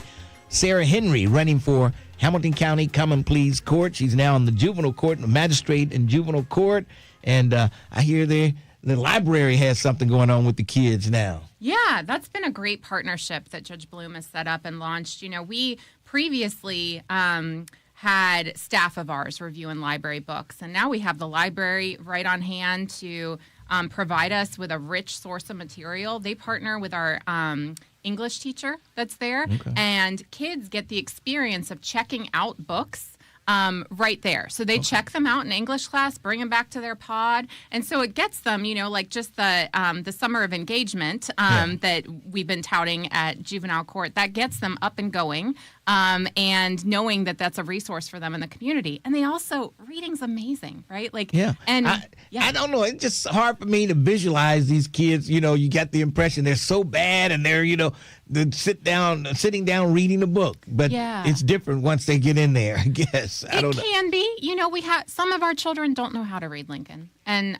that's hard. Really? And we work with them. We have a Cincinnati public school in there that's amazing, and they help fill in the gaps that need to be filled in. And what ages are we talking about that can't read? Well, it depends, honestly. Really? I think those who can't read get really good at faking it. And so, you know, we might not identify it right away. But I run a book club. As I mentioned, I just hear the one docket currently, so I'm able to do a lot of things with our children in detention because I'm not conflicted off of those cases. So I go and meet with our children in the female pod periodically, and we do a book club there. So the library gives me books. They suggest ones for me to have. And, you know, some of them have been books in verse because, like, poetry. A lot of them are about, you know, by authors that they can connect to a little bit more. Now, somebody on YouTube wanted to know, what's the difference between a magistrate and a judge? Oh, that's a great question. So judges run for election in Ohio. And so we have two judges at Hamilton County Juvenile Court, and they both run for election. And they appoint, our administrative judge, in consultation with our other judge, appoints our magistrates. So we have, I believe, about 28 magistrates right now. We're very magistrate heavy. And in our court, Lincoln, we wear blue robes instead of black. But I don't think that's the case across the board. And magistrates, actually, their decisions need to be, they're all signed off on by the judge. So, and a party, if they have an issue with a magistrate's decision, can object further up to a judge and have a hearing and briefing and all of that. So who's the other judge other than Carrie Bloom? So Stacey DeGraffenreid is the other judge, yes. Okay. All right. Yes, those are okay. We're learning something here today. All right. But you and are they having any magistrates running? I mean, not magistrates. Any juvenile judges running in the midterms? So Judge Carrie Bloom is also on the ballot. Oh, she's on the ballot. Yes, okay. Yeah, okay. There are a lot of judges on the ballot this November, Lincoln. Yes, it is a whole lot. Yeah, there are. And you know, I was talking with Gwen McFarland this morning. Yes. She's been a great support to me and was giving me a little bit of a pep talk before coming on here with you. And she's doing a lot of voter outreach and a lot of education about the importance of voting and voting all the way down. Because our judges, you know, at the top of the ticket, they have the party designation. So Supreme Court, Court of Appeals, they've got a D next to their name or an R. But down ballot, they don't. And, you know, and so sometimes that phrase nonpartisan has been thrown around there. Yes. These are very partisan races, Lincoln. Every judge, and you know this, but I don't know if all your listeners do. Every judge that's on that ballot has either actively sought and gotten the Democratic endorsement or the Republican endorsement. Right, of course. And so I'm on the Democratic sample slate. I'm proud to be a Democrat. It's a reflection of my values, as I believe my opponent is likely proud to be endorsed by the other party, the party of Trump. So he didn't mention that when he was on here. Well, that's convenient, isn't that, Lincoln? But let's just take that for what it is, you know. And so, but that blue sample slate is important because it helps guide people. Yeah. A lot of people, you know, when we're at the Board of Elections and we're passing out that sample slate, sometimes people don't want to take it because they're like, I don't want you to think I don't know what I'm doing. Yeah. Lincoln, every time I vote, I go in there with that sample slate. There are too many people on there. Too many people on there. Too many people. But people need to get that League of Women Voters magazine that they have Yes. out, and it tells you about all the candidates. They do. And they ask some tougher questions that are on there and help flush it out a bit more. Yeah, and I would encourage people to look at the League of Women Voters, too. Yes, But yes. They are outstanding. When Marion Spencer was alive, she'd always make sure I got a batch of those League of Women Voters magazines there to pass out to people so they could read up on these candidates, because a lot of people just don't know. And like you say, there's not going to be a D behind your name. It's just going to be your name there. Yes, exactly. But there is a D or an R connected behind the scenes to every judge on the ballot. Definitely. Yes, sir. No doubt about it. All right, so you'll be running, and what changes have you seen? If I become common pleas, what am I going to do differently than some of the other judges up there? You got any plan in mind of things you want to accomplish? We've got a lot of great judges that are currently on the bench. We've gotten a lot of great people elected, and there's some, that are running for re-election with me too. What I most look forward to doing, Lincoln, when I get in there, I know that I can run my own courtroom well. I'm doing that right now with my docket. But I am most looking forward to working with my fellow judges, all of them, and not just, that building has so many people in it, right? Yes. We've got 16 common pleas judges, we've got 14 municipal court judges, we've got the clerk of courts, and we have the sheriff, right? Yeah. And then others, right? And so what I would really love to do is all work together to figure out a better way to serve the public. And I know this sounds so simplistic, but it's really going to be a tall lift, and it's something that's been discussed time and time again by many good-intentioned people. You look at when the courthouse opens in the morning, and we see a long line of people. Yes. They're trying to get in there before their trial starts or whatever. And it's the most stressful day of their life, right? Yeah, I can imagine, yes. They're looking at losing liberty. They're looking at losing, their housing, their victims in offenses. They're coming to testify, their support for their friends and family. And I don't have to wait in that line because I'm a professional, right? I've got my badge. I bypass it. Attorneys get to bypass it. Employees get to bypass it. Yeah. But starting your day off, waiting outside in that long line. You have a lot of time to think about what could happen, what's going to happen. Yes. And I know this is not a novel idea, but I'm looking forward to really working. That's the most tangible example to throw out to your listeners. But I'm really looking forward to working with my fellow judges to figure out how can we just meet the needs of those coming in this building better. And that's not easy. And it involves teamwork, and it involves checking your ego at the door. It's not about me. It's about serving the public. All right. Sarah Henry running for judge, and she's a Democrat. It won't be a D behind her name, but she's running. And I tell you what, thank you for coming. We appreciate you coming up today and talking to the people. That's what more people need to do. Talk to the people. Thank you. Let them know what you want to do, what you're going to do to help them out. And our kids nowadays are in dire straits, it seems like. The kids are taking over when it comes to crimes being committed. At least they get the spotlight. When they do something, they always throw that juvenile in there. And I know it's kind of tough. It is, and it's hard for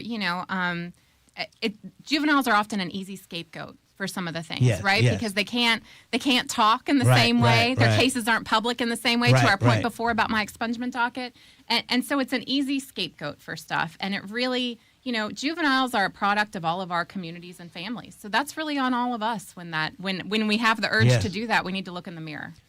All right. Well, thank you for joining me. Appreciate it. Thank you so much, Lincoln. That's Sarah Henry running for Hamilton County Common Pleas Court. Remember that name. Let's take a break. We'll come back. News coming up on 1230 The Buzz. 1230 AM, WDBZ, Cincinnati, an Urban One station. Listen online on thebuzzcincy.com. We are 1230 The Buzz, the home of the Lincoln Ware Show. Sentencing is being ordered for a man convicted of killing his grandmother in northern Kentucky in October of 2024. Then 18-year-old Wyatt Testerman recorded a video on his cell phone of him brutally attacking his grandmother, 74-year-old Sherry Oliver, at a home on Erlinger. Testerman pleaded guilty but mentally ill to a charge of murder earlier this year. He was sentenced yesterday to life in prison. A suspect is in custody after a fatal shooting of a man yesterday at a Cincinnati bus stop. 36-year-old Anthony Creer Jr. was getting off of the bus at a location on West Liberty Street when he was shot shortly before 8:30 a.m. He later died at UC Medical Center. 33-year-old Robert Davis has been arrested and charged with murder. There's been no word yet on the cause of the death of a man found deceased on the scene of a Hamilton fire on Monday. Firefighters were putting out the blaze at the former Dixie Highway furniture store when they found the victim. The cause of the fire has not been confirmed. I'm Heather Pasco on 1230 The Buzz. Giving voice to the community. We are the Buzz of Cincinnati, your talk station.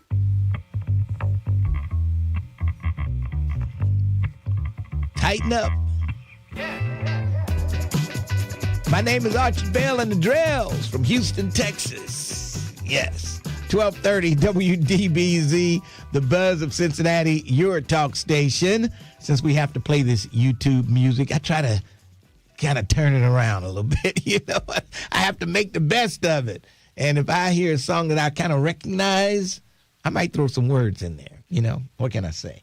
All right, the doctor is in the house, Dr. Keith Melvin, and they've got an event going on over at Allen Temple on Sunday. Dr. Melvin, what's going on?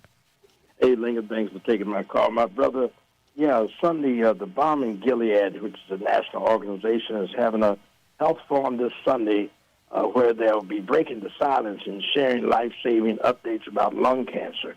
Everybody believes that you get lung cancer when you're smoking cigarettes or cigars or smoking pipes or whatever, Lincoln, but so many people in our community are getting lung cancer. Yeah, I know. And never smoked a cigarette in their life, and they end up with lung cancer. How does that happen? What everybody used to have from smoking is squamous cell lung cancer, and now they're getting what's called adenocarcinoma in the lungs.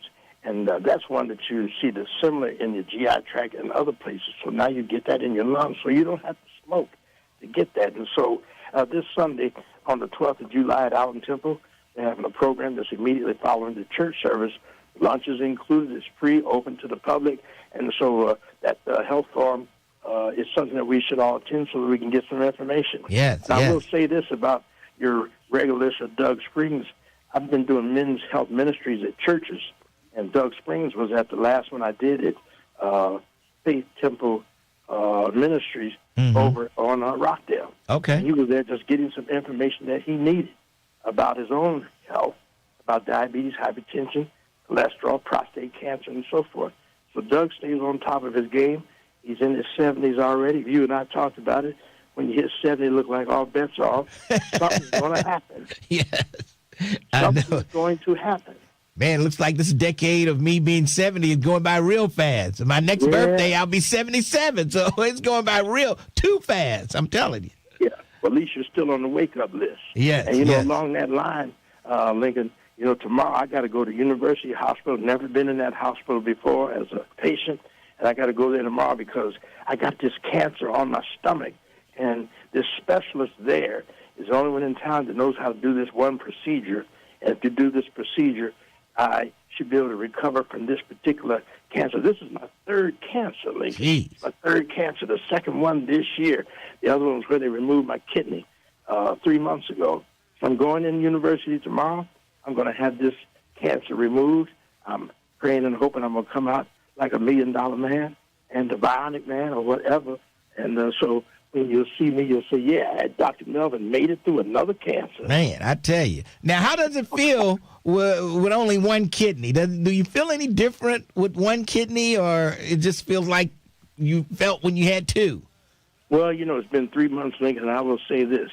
I'm a little more tired than I ever was, or maybe I'm just realizing that I'm more tired than I ever was. But I am 74 years old. Yes. 74-year-olds can get tired real quick. Yeah, 74 years old, I get a little tired. And I can't believe it, but sometimes I have to go home and take a nap at lunchtime.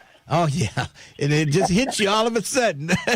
Yeah, I can't believe it. I just can't believe it. And sometimes, I can't even stay up to watch the 10 o'clock news. Oh, boy. I've already turned the lights off sometimes. Oh, man. Now, that's just sometimes. That's not the Dr. Melvin I know. Well, listen, on Friday night, I'm still on top of my game. Yes. So I'm talking about Sunday, Monday, Tuesday, Wednesday. Yes. Okay. Friday, you're over there at the Grenadier doing your thing. Well, I got to get my dance in. That's where I exercise. Yes. You got to get your exercise. Yes, definitely. So remember, Sunday, the health forum at Allen Temple AME Church at the Balm in Gilead, where we're going to break the silence, share life-saving updates You might even run into cancer. You might run into Kevin Aldridge over there. Yeah, well, I will run. I see him every Sunday. Yes. He's a good man too. Oh yeah, and he's done a decent job. Yes. Handling the Lincoln Ware show. He's the man. Lincoln, right. I appreciate your help. Thank you so much for taking my call. Send the word. Pray for Dr. Melvin. I need prayer again. I need it every day, but I'm going to need it for sure tomorrow when I go to University Hospital for this surgery. All right. Good talking to you. All right. That's Dr. Keith Melvin. And he just keeps on going. He'll be all right. All right. 513-749-1230. Lincoln Ware with you. And let's see who's next in line here. Ponytail Wells. What's going on, Mr. Wells? Hey, Mr. Ware, let me ask you, and don't get contentious, please, like Reverend Sharp did. Do you own any stock in Urban One Corporation? Why do you want to know that? Why? Because, look, hold on one second. I like Dr. Melvin. In fact, Dr. Melvin, wish you well. Last physical I had done, Dr. Melvin did it because I trust him when he's doing his expertise. All right? When he's on his expertise as an internal medicine individual, I roll with Dr. Melvin. I like his flow. I've even helped him make sure his wife was registered to vote. I do what I do. Yeah, right. And I'm about to flow now. Hold on, let me flow right now. Dr. Melvin, I respectfully submit to you, you are not an oncologist. Lincoln, he's had that talking point. There is a body of knowledge. The American Cancer Society, Lincoln, goes back to World War I. We have studied cancer in this country. This is his third cancer. You know why Dr. Melvin keeps cancer and survives a cancer? Why? He's got a genetic relationship to cancer with his people, and he's got that alpha interferon for African Americans. He's not the only one who is a long-term cancer survivor. If he would go do his AfricanAncestry.com, he will see why he keeps getting cancer, and his body heals of cancer. There's a whole body of knowledge on this, Lincoln. Like you got Europeans who come out of the Black Plague who will get HIV in their body and will not die, Lincoln. The ones we know who did that, who can do that, their parents and they survived the Black Plague. You've got white people who will come in contact with HIV and it will collapse around and they won't die of AIDS. This is documented. Okay. And we know what's going on. So I'm saying to you, the people that come on your platform, the talking points, I call in, I unbundle it, and I disagree with Kirkland. What do you disagree with Kirkland? What did Kirkland say that you disagree about? Lincoln, look here. We got think tanks they call podcasters. I look at the Urban Politicians TV out of Houston. I look at the think tank Kirkland or the Angry Man podcast. The think tanks are showing up in social media with guys who talking political stuff on them podcasts. Them guys got like almost 1 million subscribers. I look at them platforms every day. Okay, so the think tank that Kirkland's trying to say we don't have, we do have it, Kirkland. Now, Lincoln, let me unbundle a couple of things here quickly. Something that's gotten off the rails with black people. For one, Lincoln, the contract that Ken Parker got, the city manager did that. Was it the city manager or did the mayor kind of urge her to do that? Because I think the mayor and Ken Parker used to work together some kind of way. They have a relationship some kind of way. Lincoln, this is what I'm saying, even the last guest you had on. This thing about you all want to pivot a certain kind of way to get, like the guy the other day who I don't care for that much, he's still a Cub reporter, wants to go off on me. Oh, my God. Come on. No, Lincoln, allow me to respond. He's been in the business. Look, a Cub reporter is somebody that's been there 1 or 2 years. You know, that's what I call a Cub. He's been a reporter for longer than 1 or 2 years. Are you kidding me? Lincoln, his conduct, when he comes on your platform, he's not a journalist. He's a propagandist. And a lot of what once a journalist, you're always a journalist. You can come on this show and be a journalist. You can. But Mr. Ware, look, I have a degree. He wants to know, I have a degree in communications. That's why I'm so good on research. Is there anything you don't have a degree in? Is there anything you don't have a degree in? You got more degrees than the Pharaoh. Mr. Ware, you're exaggerating. Come on, please keep it 100. No, you always. I'm telling you, I got a degree in this. I got this. I got this. I got that. No, I don't do that. No. I'm saying like this thing with kids. I'm about to unbundle some things, even with your last guest, Lincoln. How did she get invited to your platform? How did she get? Well, I had her opponent on the show, and I felt it was fair to have her on also. Okay, so do you know that? Okay, so the Judge McDowell. Judge McDowell was on here, and he's a Republican, running for Common Pleas Court, and so why wouldn't I have the Democrat on here running? Allow me to clear up some things quickly for you run me out there. Lincoln, Trump has said the DOJ is investigating the oil companies. Listen, so you all say, what has he done for us?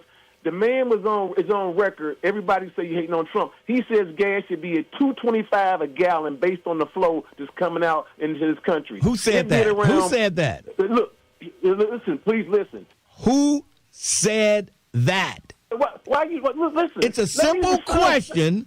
I asked you who said it. You quoted somebody, and I asked you who said it. POTUS 47, the guy in the White House right now. And you believe him. The one you said, and you believe him. This guy lies every time he opens his mouth. Lincoln, listen, please listen. See, now you're being unfair.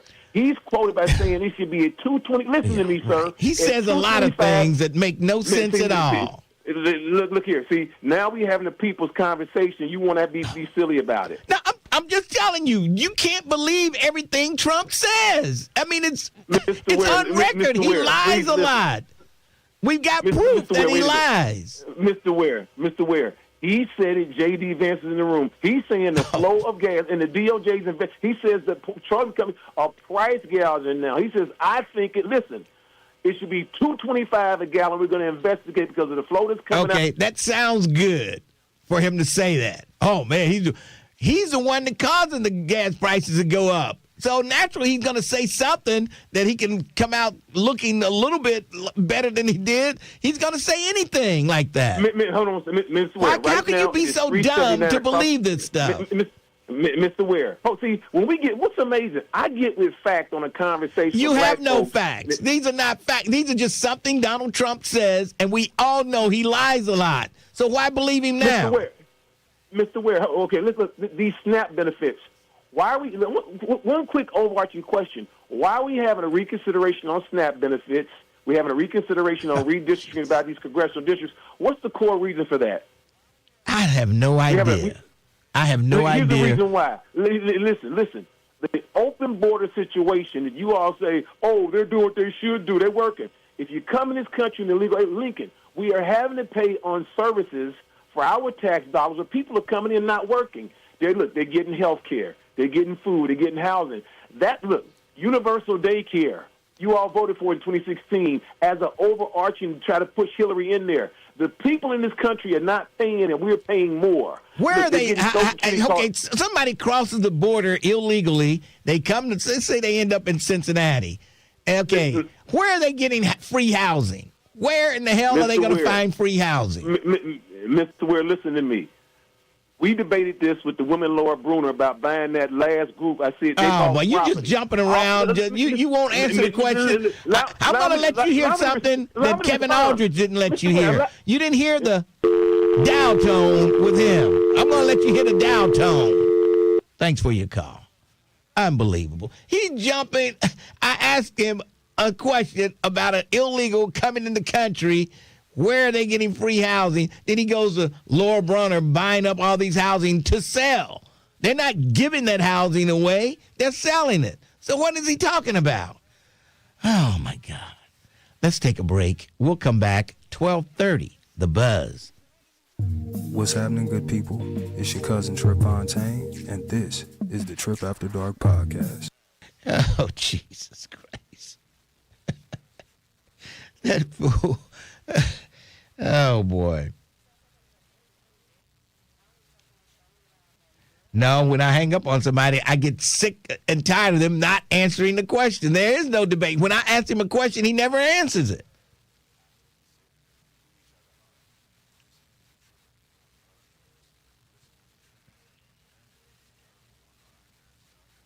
Never answers it.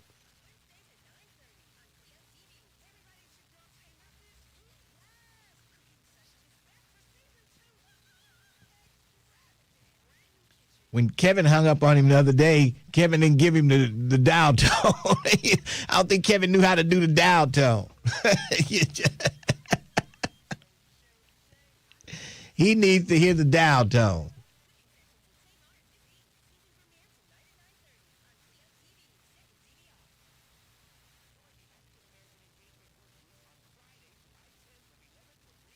Doug Springs was just talking about dumb people. Michael Dix. And it's great to have you aboard, Michael Dix, here on YouTube. Where did I see you, Michael Dix? Somewhere. Oh, at the Walking Club. That's right. And I haven't seen you since, by the way, Michael Dix. One time, got a shirt. I'm going to start calling some people out that came just to get a shirt, and I haven't seen them since. I'm calling y'all asses out. It helps my argument for charging for people to get shirts. It makes my argument.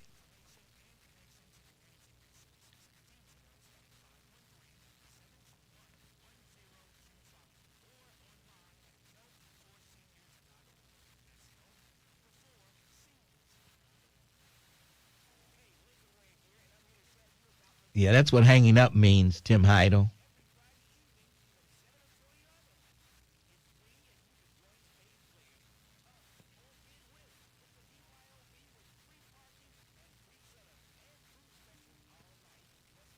Yeah, so apparently undocumented immigrants are not eligible for federally funded government housing. Yeah. Yeah, Mr. Wells is very wrong. I don't know. It's the same Republican talking points. Yes, yes. They want to scare the hell out of you about these immigrants. Yep. They're not eligible for Medicaid, SNAP, food stamps, none of those things. But they are. The only thing they do have access to is life-saving safety net services. Right, like if somebody break their arm or something. Yeah, if they get hurt. They go to the hospital. They have to treat them. Yeah, other than that, no.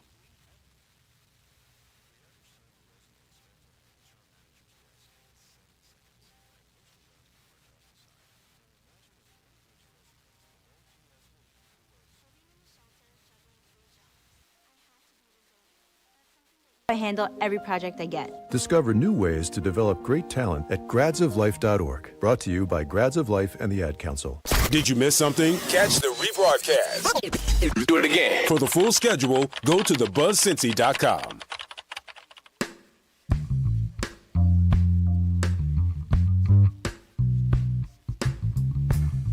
.1230 WDBZ. The Buzz of Cincinnati, your talk station. Lincoln Ware on a Wednesday afternoon. And, man, I tell you, we've had some crazy calls from Ponytail Wells. He never answered the question, where do these illegals who come across the border, where do they get free housing? How do they get free housing? It's just, will you read that again, Terrence Howard, what you had out there before? Okay, I got to find it real quick, Mr. Ware. But let's see here. So I just did a quick Google search, and it says, no, undocumented immigrants are not eligible for federally funded government housing. You know, public housing, choice vouchers, Section 8, FHA insured mortgages. They can't get any of that. They are restricted. It's strictly to U.S. citizens and qualified non-citizens, not illegal immigrants. All right, so there you go. So she didn't buy up all those houses to let the illegals live there, Curtis Wells, which is where you were going. And they're not eligible for Medicaid, SNAP, food stamp, and yeah. Right. So, yeah. But the Republicans will have you think that. You know? Yes. That's what the Republicans are good at, making you think that, oh, let's get them out of here. Yeah, it's not happening. All right, let's go to Stevie O. Stevie O, how you doing today? I'm good, brother. How you doing? I'm hanging in there. What's on your mind, Stevie O? I got a couple of things. Well, shout out to Dr. Melvin. I'm a cancer survivor. I had my kidney removed in 2023. Oh. And I know you're a little older than I am, but it'll get better as time goes along. Yeah. But the other thing, the other day I did state that I've been in Washington for about 9 years, speaking on behalf of the Ability One program to the legislators. I also been to the State House for a few issues that we wanted to get pushed through. But the thing that I wanted to let everyone know, even if these politicians don't come to you, you have the power to reach out to them. You call their offices, either in D.C. or their local office. Same with the Ohio State office. But they do pay attention to the calls they get from their constituents before they make a vote. So when you see something going on the ballot or going up for vote, whatever bills that are trying to be pushed through, you give them a call, their office. They do check to see if they had any calls from the constituents to see which way they're going to vote. Now, a lot of times, the corporate, some of them are corporate puppets, not all. But, and the other thing we all got to keep in mind, they work for us. We don't need to be in awe of them. They work for us. So you hold them accountable. You call them.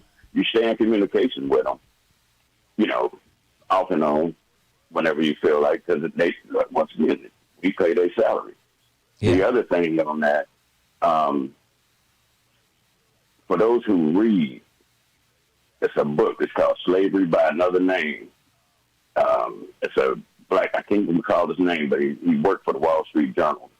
He's a black author. And he, from 1865 to like 1968, he showed you how they, I guess, incentivized the jails, the penal system to get the free labor. And as we know, a lot of us have been brought up on false charges, and it shows throughout the book how that happened. Where they got the free labor, and they actually, built their coffers up off of free labor. Yep. Some of the Wells Fargo, U.S. Steel, and Bank of America were some, to name a few. And I'll tell you one more thing in talking to some of these politicians off the record, they say, well, I got to vote this way, but I really don't believe that way. Right. You know what I mean? Yeah. So that's why I say it is very important for us to call in, I'm talking about to the offices, let them know what your opinion is. And, if you don't vote, you really just sitting on the sidelines, and you're going to be and the people who complain the most are the ones who don't vote a lot of times. People who do all the complaining, they don't vote. All right, Stevie O, I got to run. Thanks for your call. Appreciate it. Stevie O, let's go to Dimples. Dimples, how you doing? I'm doing good. How about you? And Buzz family. I gave your phone number out over the air yesterday when Slick James was in here. Did people call you? Well, we did have one call, a young lady that wants to know about the competition. She wants her daughter to participate, and as we were explaining, they have already been pre-selected. Right. So what we do is with DJ Al Capone, anyone's interested in participating in any future parties and want to compete, they can, and that'll give Slick a chance to hear them and us, the rest of the audience, to hear them, and maybe they can participate in the future. Yes. But I know everybody wants to win that 1,000. Yes. But, Slick, he's a community-type guy. He wants to keep doing something for the community, and he wants to keep raising the stakes, and that sounds good to me. All right. And I know it's going to be another great party. All right. So I just wanted to clear that up. Okay, Dimples, I appreciate it. Thank you. We appreciate you. You take care now, everybody. All right. Yeah, the people have been pre-selected already from going around to karaoke nights at different places. They'll hear somebody that sounds good, and then they'll pick them and say, hey, you want to enter this contest? That's how that works. So you being Lincoln Ware just can't show up and start singing no. Sitting on the dock of the bay? Not to be in the contest. They already have pre-selected the people who are going to be in the contest. I'm going to get you in that contest right now. Let our rejoicing rise. Lincoln Ware brought you Leslie Gibbs and Amy Murray. I think you're a shoe-in, Mr. Ware. You got it. Yeah. Okay. First place already. Sitting in the morning sun. I'll be sitting when the evening comes, watching the ships roll in. And then at the end,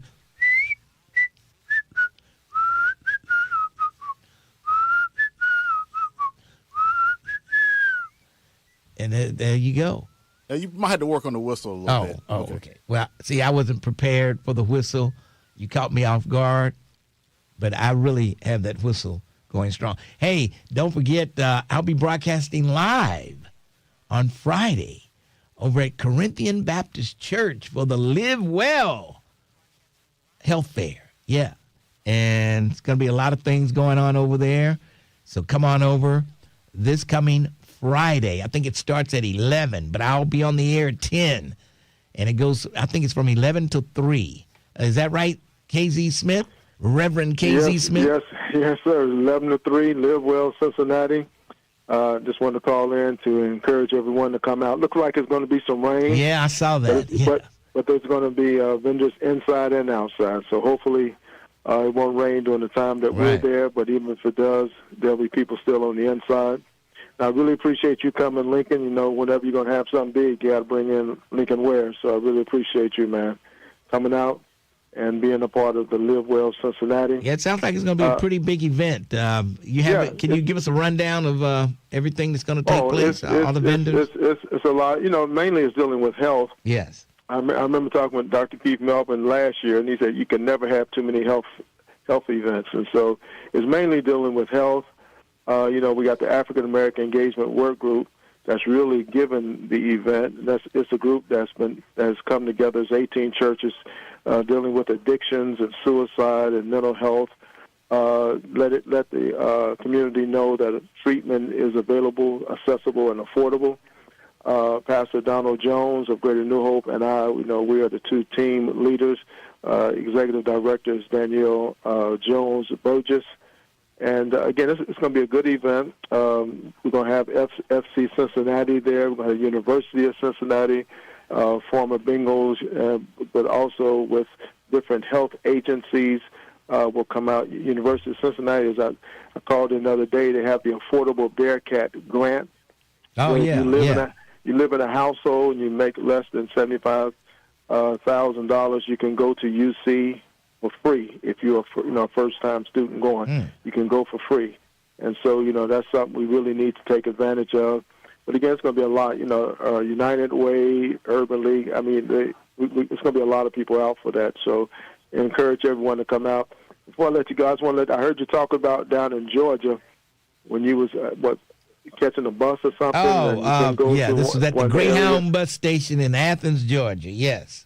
Yeah, well, the same thing happened to me in Cincinnati when I was a kid at the Union Terminal. Gee. We was catching the train, my mother and I, going down to Alabama, and they had a rifle where you could shoot the bear or whatever. Mm-hmm. And I'm over there shooting the rifle, and I still remember to this day this white guy talking to my mother.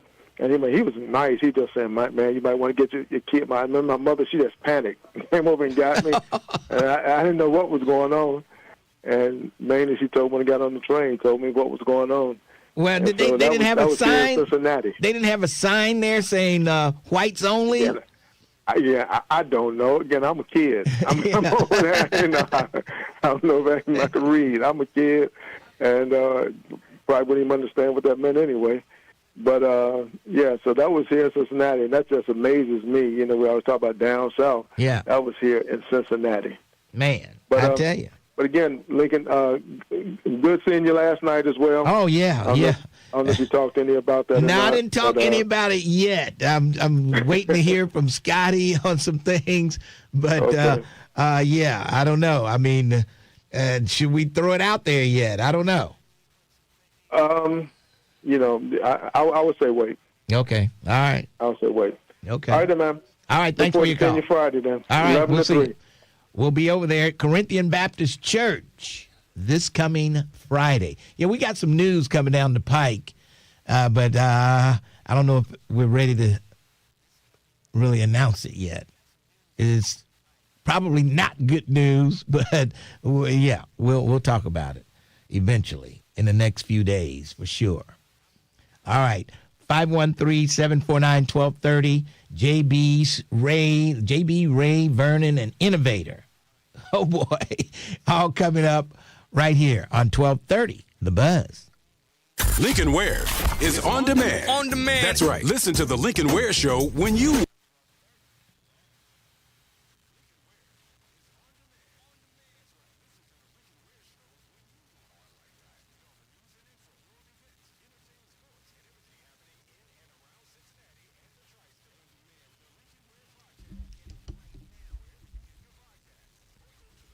Never free watermelon or sour sop at these health events. Oh, boy. News coming down the pike is a cliffhanger.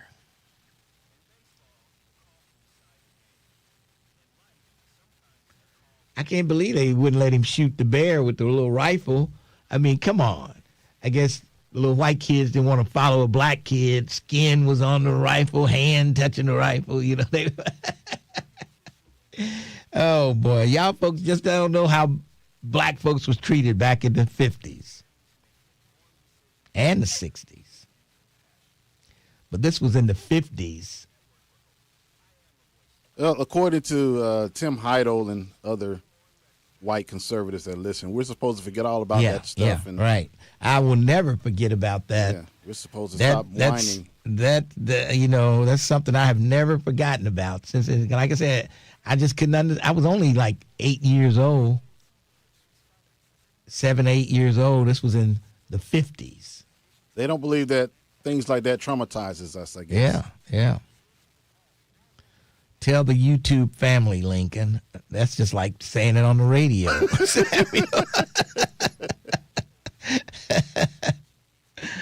Oh. The YouTube people will keep it a secret. Now you got me. I got to practice on my whistle.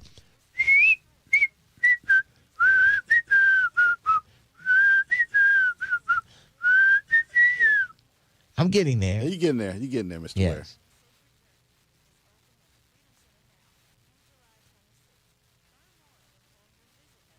Ware. Or I could always use, hey there, lonely girl. Hey there, lonely girl. You know what? I think you should go that one. Do that one. I think you sound better with that one. Now, I don't know how long you can keep that note going. I know. The whole song. I know. But I think that sounds better. I know. I don't know. Woo, that's one of my favorite songs, too. Don't you know this lonely boy loves you? Man, I tell you. Oh, boy. I crack my own self up, don't I? Yeah. Women would laugh at a guy that sings like that nowadays. I know. But if you could sing like that back in the day, you were the man. I mean, yeah, I get it. You know, but nowadays you gotta be a thug, right, criminal, right. You know, right. You gotta walk around holding your crap. Yeah, you gotta walk around holding it up. Yep. What it be like? I don't think they say that anymore, but what up, though? Yeah, what up, though? That's pretty close. What up, though? I don't even know what they say nowadays, Lincoln. I'm too old to even know what they say. Oh, boy.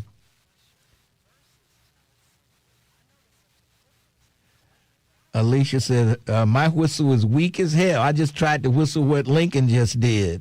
It's not as easy as it sounds, let me tell you. That's tough. It's tough.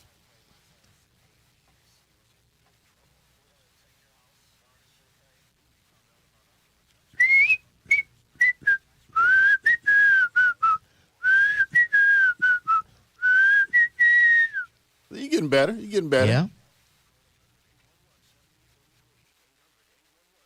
Voice of the community. We are 1230 AM The Buzz, your talk station.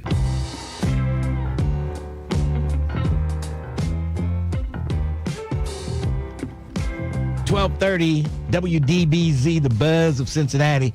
And we were just trying to figure out, what do the young folks say today? I mean, it used to be, what it be like? What it be like? What up, though? What up, though? Now, that's when it's talking to the ladies, right? When they're talking to the ladies, I don't know. Or just I have no idea. When they greet each other. I think it's when they greet each other. I don't know. I don't know what they say. What up, though? So they don't say that anymore. That's old now. I think that was like 15 years ago, I think, Mr. Ware. I don't know. You got to ask some young folks. Oh, boy. Unbelievable. If we have any 20-year-olds listening, which I doubt, but maybe someone can ask. Let me tell you, there's some 20-year-olds who listen to the Lincoln Ware Show. From 20 to 28, I know we got some out there. Okay. If you're out there, give me a call at 749-1230. I run into 20-year-olds all the time to say they listen to the Lincoln Ware Show. Oh, that's great. Yeah. That's great. So I want to hear from one 20-year-old out there, 20, 25, under 30. Let me hear from you at 749-1230 just to prove my point. Yes. Is that one? Okay, that's somebody else. But they're out there. I just need to know how they greet people nowadays. Yeah. What's the lingo for young folks? Because you always like to stay. If you say what they say, then they're like, oh, okay, he's cool. He's cool. But they're not saying, what up, doe? They're not saying that anymore. Okay. I'm already behind the time on that. Then they'll look at me like, how old is this cat? If I say, what up, doe? All right, let's go back to the phones. Let's go to, I think JB is up, then Ray and Vernon. JB. Hey, how you doing, Mr. Ware? I'm all right, JB. What up, doe? I don't know what's up, but I do know that what they're doing with this voting is kind of strange, don't you think? The only thing strange they're doing with voting is not voting. That's the only thing that's strange. A lot of people ain't voting because they don't feel that they get the points across.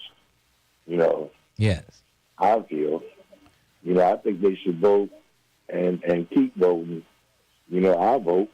Yes. Well, that's good. I'm glad you vote, and I hope you'll be there in November. I think it's November 3rd.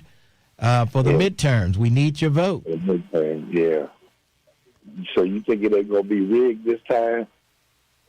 I don't think it was rigged the last time. Yeah. I don't think it was, but you never know. Yeah. A lot of black people don't want to vote because of that, because they think it's rigged. Yes. And a lot of people think that. They think their vote won't count, or my vote won't count, and all kind of stuff like that. All right, JB, I got to move along. All right. Okay. Looks like Vernon is up. Vernon, what's up? Hey, what's going on, bro? How you doing? All right. Well, for starters, the lady you had in there talking about voting. Yeah. We should already know by now how racist and ignorant America is. We had the two most qualified people ever to run for president, and just because they were a woman, they didn't win. So we got to run people who can identify with the dumbasses just as well as the people that got some sense, just like this orange jackass beat. You know, Democrats were too damn nice. Mm-hmm. We got to, you know, I hear the guy down in Texas that's running against whoever this other dude is that got locked up, talking to the people. When they were telling us to vote for Madam Vice President, it was almost like they were putting black men down. Mm-hmm. Even though she had programs to help black men with the businesses and stuff like that. No one paid attention to that. Like, Tweedy would probably have a house right now if he had a $25,000 tax credit from the government. You know, the free education was all. The only thing people looked at is that she was black and she was married to a Jew. Mm-hmm. Yep. You got to put people up there who can get dirty and nasty, and at the same time, they got to kind of identify with people that vote, that we need to vote. This whole deal about people not wanting to vote because your vote don't count, then why do they run so many commercials and change so many laws to keep you from voting? Yes, yes. I mean, if all those people can't vote no more, there has to be a reason that they don't want to vote. Mm-hmm. Yeah. And they actually got laws that if you're not a homeowner, you shouldn't be voting if they can have it their way. Oh, yeah. You know, so you almost got to look at this is what the issues are, and we have to bring people to be elected that's going to bring these issues out. But if you're going to be that stupid and ignorant, that's how we get this orange jacket. Yep. That's how we got him. The TA at Florence was 312 this morning. It's now 3:45 in less than 12 hours, and that's because we're back at war. Yep. I don't know if you, I guess we're back firing business again. Yep. I'm watching. He says, not sure if I want to make a deal. Let's just finish the job, is what he's saying now. That's what Trump is saying now. Unbelievable. So how many people want to see their children and loved ones on the ground? Right. Because you're not going to bomb these people. No, you're not. No, you're not. No, there's no way. We'll run out of bombs, and they'll still be. Right. They'll still be there. Hey, Vernon, I got to run. All right, peace, brother. Thanks for your call. All right, let's go to is it Brielle? Brielle. It's Brielle. Brielle, how you doing, Brielle? I'm good. How are you doing today? I'm doing okay. So you're a young person. What do you guys say when you greet each other nowadays? I was saying, what up, though? Do y'all still say that? Sometimes it just depends. If it's like somebody we really know, you'd be like, hey, what's up? Or, yo, how you doing? I ain't seen you in a minute. But if you know you haven't seen them and you're just trying to keep it professional, just like, hey, how you doing? Yeah. But if it's like one of my homegirls, I'm hitting them with the, hey, girl. Okay. How you been? Okay. All right. I just want to stay hip, I want to stay hip and make them think I'm a young, hip guy, so I need to know all this lingo. Yes, I still feel like it's still the same. It hasn't changed much. If anything, I feel like we're getting more professional with how we greet. Okay, well, that's good. That's good. I like that. Now, did somebody call you and tell you to call in here, or were you just listening? No, actually, my mom, she told me to call in to see because she wanted to know, too, because she's about maybe 55, 56. Oh, okay. All right. She's a young girl. Yeah, so shout out to her. Her name is Dina for having me call in. All right. Well, tell Dina, thank Dina for having you call in. I appreciate that. No problem. It was nice to call in. All right. Have a nice day. And keep listening. Tell your friends about this radio show, okay? I will. Thank you. All right. Thanks for calling. There you go. Brielle said they just, hey, girl, how you doing? Hey, stuff like that. So. Okay. Well, I was answering some phone calls, but I wanted to know, what do the guys say to her or to each other that's around her age? Okay. Yeah. We need to know that. Brielle, call back because I didn't ask you all the questions. That's why I've got Terrence Howard here. When I miss something, he catches it, and we need to know how do the guys greet the girls, or how do they greet other guys, And that's what we need to know. All right. 513-749-1230. Looks like Ray is up. Ray, how you doing?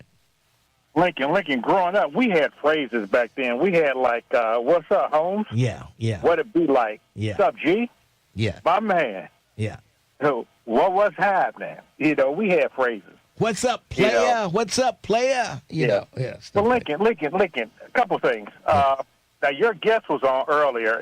Her whole premise was why people who was registered don't vote, right? Yes. Black folks, yes. That was the whole premise. Yes. And then you had Sean call. And Sean said he stopped voting for Democrats and Republicans years ago. Didn't he say that? I think he said something like that. He said that. But he said this is why he didn't vote.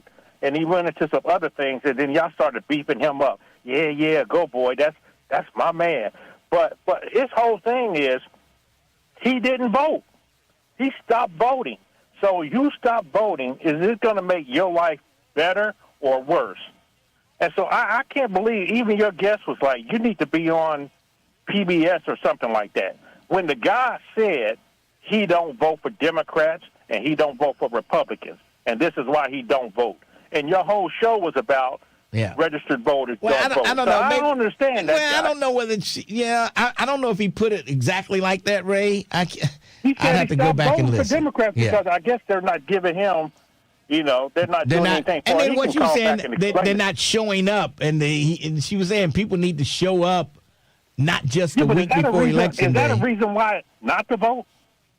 For some people, yeah. I don't know who I'm voting for. They didn't talk to me. I mean, I'm not going to vote for them. I don't know who they are. So you're not going to vote? Some people would think that way. Yeah. And that's okay with you and your guests. No, that's not okay. That is not okay. They came on and said these are the reasons why registered voters don't vote. And the whole thing was he said to get them to vote. He said he votes issues. That's what he said. He said he votes issues. Remember, he said, but if you don't put the right people in there to address your issues are not going to get addressed. Yeah. Well, maybe he slipped by with one, Ray. Maybe we weren't. And that's why I'm here. We weren't. And then somebody said why I talk about Winton Terrace, and you're going to ask me how did I get 5 votes? Yeah. How did you say 5,000 people registered to vote and only 5 voted? That's what you said. Yeah. Remember a couple of years ago, I didn't say it. I'm just repeating what was said by somebody who keeps tabs on communities that vote. Now, you remember when Liz Ty, she lost by a couple hundred votes a few years back, right? Yes, I remember, yes. Okay, and then somebody came on from the voting, from voting and said, this area voted, that area voted, and if they had went into Winton Terrace, they probably would have got more voters. So someone said only 5 people registered up in Winton Terrace. You mean on the only 5? And it was one precinct. It was one precinct that only 5 people voted. That's what it was. Yeah, and that was Winton Terrace. So I didn't make up that number. Everybody, you heard it on the Lincoln Ware show. Yes. And that's where I heard it. So all right. the guy I do remember. Terrace, that's always. I do remember somebody having a precinct breakout on this, and they did say something like that. But Obalaye, he's upset about that, and he's coming on to tell you. He said they're doing a lot of stuff up there. Now maybe things have changed this last election, but when Liz Todd had she lost by a few hundred votes, and people were talking about, well, why don't candidates go up in the Winton Terrace and talk to them? Yeah. All right. Well, a lot of times they don't open the door for strangers up there. You knock on that door, they'll look out. They think you're either Jehovah's Witness or somebody like that. They won't open the door up there. And that's why they get what they get. They get shootings. They get garbage everywhere. They get you know the story. All right. I'm just hey, don't kill the messenger. Ray, you're one messenger that people probably would love to kill. Hey, you gonna slap me around, huh, Lincoln? Thanks for your call. All right, thanks for your call, Ray. Unbelievable. Let's take a break. We'll come back. Dwight Kyles, Janice, and Sly holding on. 12:30, The Buzz. Looking for a podcast that delves into the intricacies of love and relationships? Look no further than Dear Future.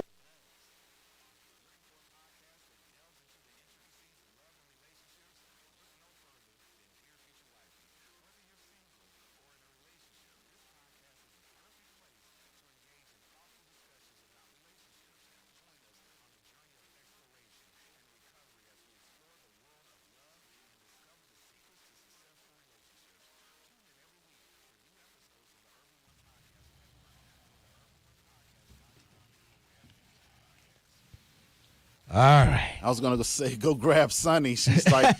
Sonny, how old is Sonny? I don't know. She might be 30. 30? She might be 30. Yeah. I don't know.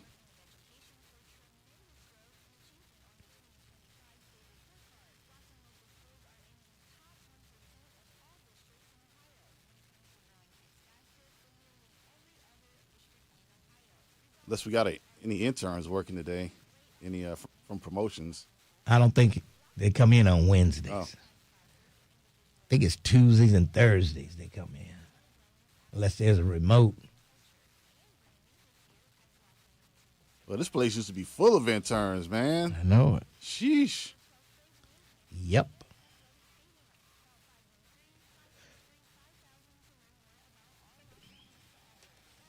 I'll make up the after show. The next time I'm at home, I'll make up the after show. I'll make up for it with a long after show the next time I'm at home. And I haven't been there in a long time. It seems like, man, when's the last time I had a good breakfast on a Friday morning? Jeez. This Friday, I got a remote this Friday. Next Friday, I think I'm safe. Man, I can't wait to get back home. That's funny.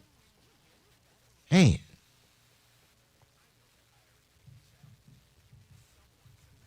Wait to get one of those Sharon Ware Friday morning breakfasts.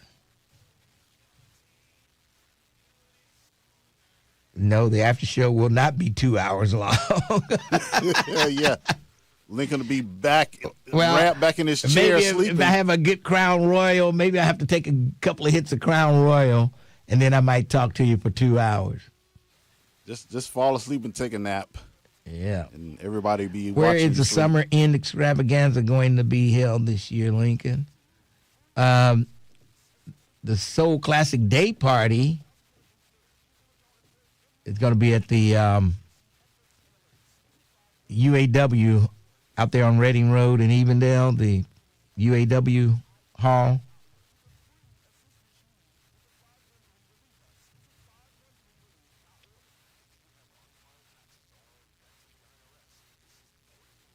It'll be in September.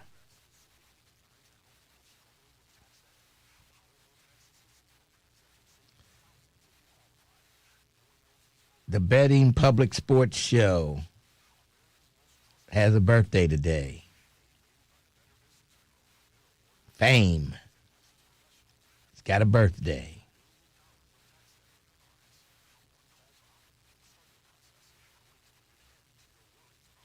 Oh, I forgot to tell you, Tamiko.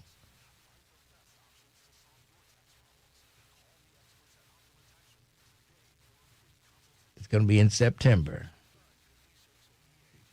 Let me see. I got the date here. The date is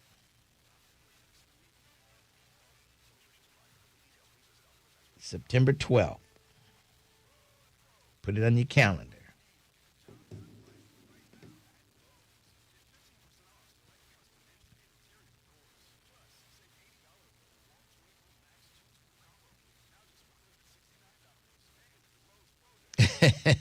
Bill is going to pester me with songs to play at the day party. Yes, 3 to 7. It's a day party.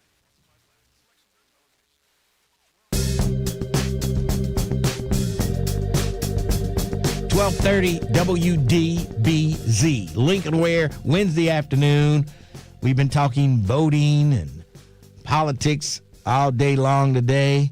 600,000 black votes are on the table, just sitting there at the midterms, last midterms. We got to do something about that. 600,000 votes. We could say, okay, who we want to be elected, and they could be in there with those 600,000 votes. I just wonder how many are unregistered at all. Well, man. I'm bet you the number would be a shocker. Probably. Dwight Kiles. Well, hello there. You know what? I was trying to listen to you and your gentleman when he was telling you going back and forth, but let's just deal with this voting. I'm going to ask you something because you've been around for a good while. Now, you know that the black electorate is not that big in Ohio. Well, no, so, it's not. It's not, but... Okay, and the second thing, you probably need to get some of those legal women voters in and promote it. But the problem is, it's not so much as apathy. I just don't think we have the people to but vote. Look, if that number is correct, 600,000, like you say, it was only 100,000 that separated the governor's race back in, what year was that? She mentioned the year not long ago. But if it's only 100,000 separating that, just think what those 600,000 would do. Well, the most important thing, honestly speaking, you have to get a big turnout in those urban areas. But this is only 10% of the election. You have to have the Obama type turnout. Obama's first time. That's a coalition, because remember, it wasn't only the blacks. It was these liberal whites in the college towns. It depends on the candidate, too. That's why Amy Acton got a chance, because you know what the biggest, you know this because you've been around forever, the biggest voting bloc is women. Yeah. And you need black women. And I know blacks like, well, the vote, it is really important, but if you're only 10% of the elected and you don't turn out, that is critical. Yeah. But one of the things I want to ask you and the gentleman, what is his name, you were saying something about the housing, and you were right on target. Oh, that was Ponytail Wells, yes. You and Adam, anyway. But what I think he comes from the group of people that are sort of suspicious of immigrants. Yeah. And that's the and Republican. I think you're right. And what happens is a lot of people in the neighborhood do see that, because we have this invasion up here in Chicago, in which they do come up here and they do move in these houses, and they have 20 people living in them, right. 15 people living in them. I don't care how many living in there, they're paying for that house, right? Well, that's what we want to inquire. We got to talk to CMHA, bring them in, and ask them, are they providing housing? I've already asked them that, and they say hell to the no. For the, what they call them, migrants or asylum seekers? If you're an asylum seeker, you can apply for housing. If you are here legally, if you apply and you get your green card or whatever they give you, then you might be able to get something. But if you just come across the border, sneak across, and you're illegal here, you're not going to get any housing or any SNAP benefits or anything like that. So if you come over here, like you said, illegally, not through a point of entry, you don't get benefits. So those people basically, they're on the cash economy. They live with relatives. Right. And they go out and work. They do all kind of jobs. They do everything, Work in the restaurants. Okay, we got that part. Now, this third one, you were talking about this medicine. That was fascinating. When the gentleman told you yesterday he was taking something seedy, and you following your doctor's orders, which is great. Because you're in good health. You look great. I'm following my doctor. All these little voodoo stuff they telling me. Right. And one thing that you said, which was fascinating, if you took all the stuff that people recommended, you would be I'd be dead. I got to go, Dwight. I love it. Thanks for your call. So much. Okay. All right. Janice, how are you? I'm good, Lincoln. I'm going to be quick here. I think we need a PowerPoint presentation or a flip chart, because I think some people are visual learners and they can't understand about the voting system. Yes. Now, if you have a system where people vote and determine what happens to your life, it seems to me that you would want to vote to have some influence on your own life as well. Yeah. So that's confusing to me. It's almost like, when kids are growing up, sometimes they're afraid when they're insecure. They don't want to participate in anything because they think they're going to lose. They're just afraid. Yep. And I think some of these voters are that same way. Well, it don't matter if I vote, but it does matter. Every vote matters. Voting is the only thing where another person can determine what happens to your life. Yep. So people need to vote.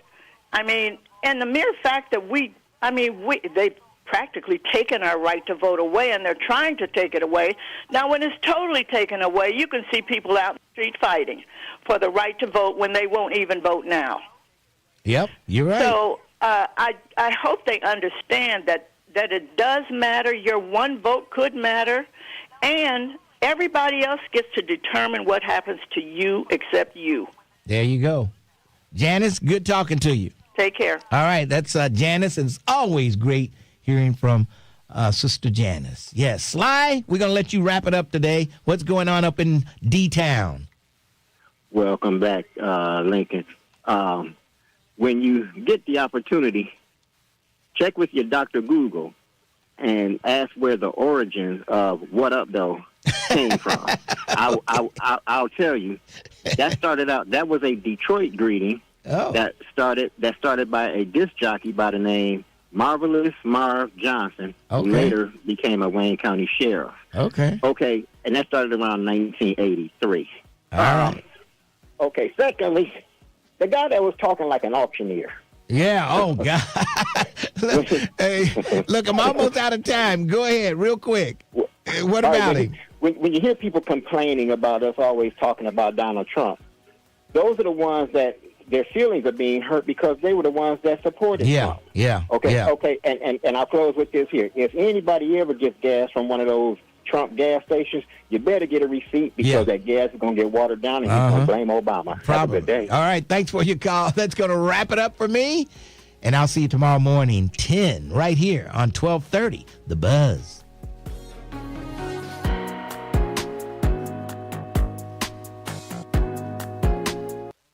All right.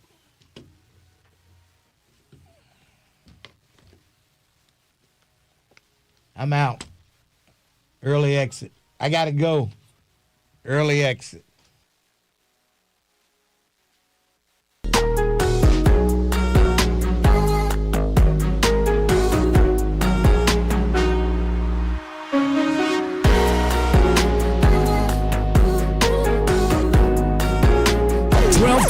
AM, WDBZ, Cincinnati, an Urban One station. Listen online on thebuzzcincy.com. We are 1230 The Buzz, your talk station.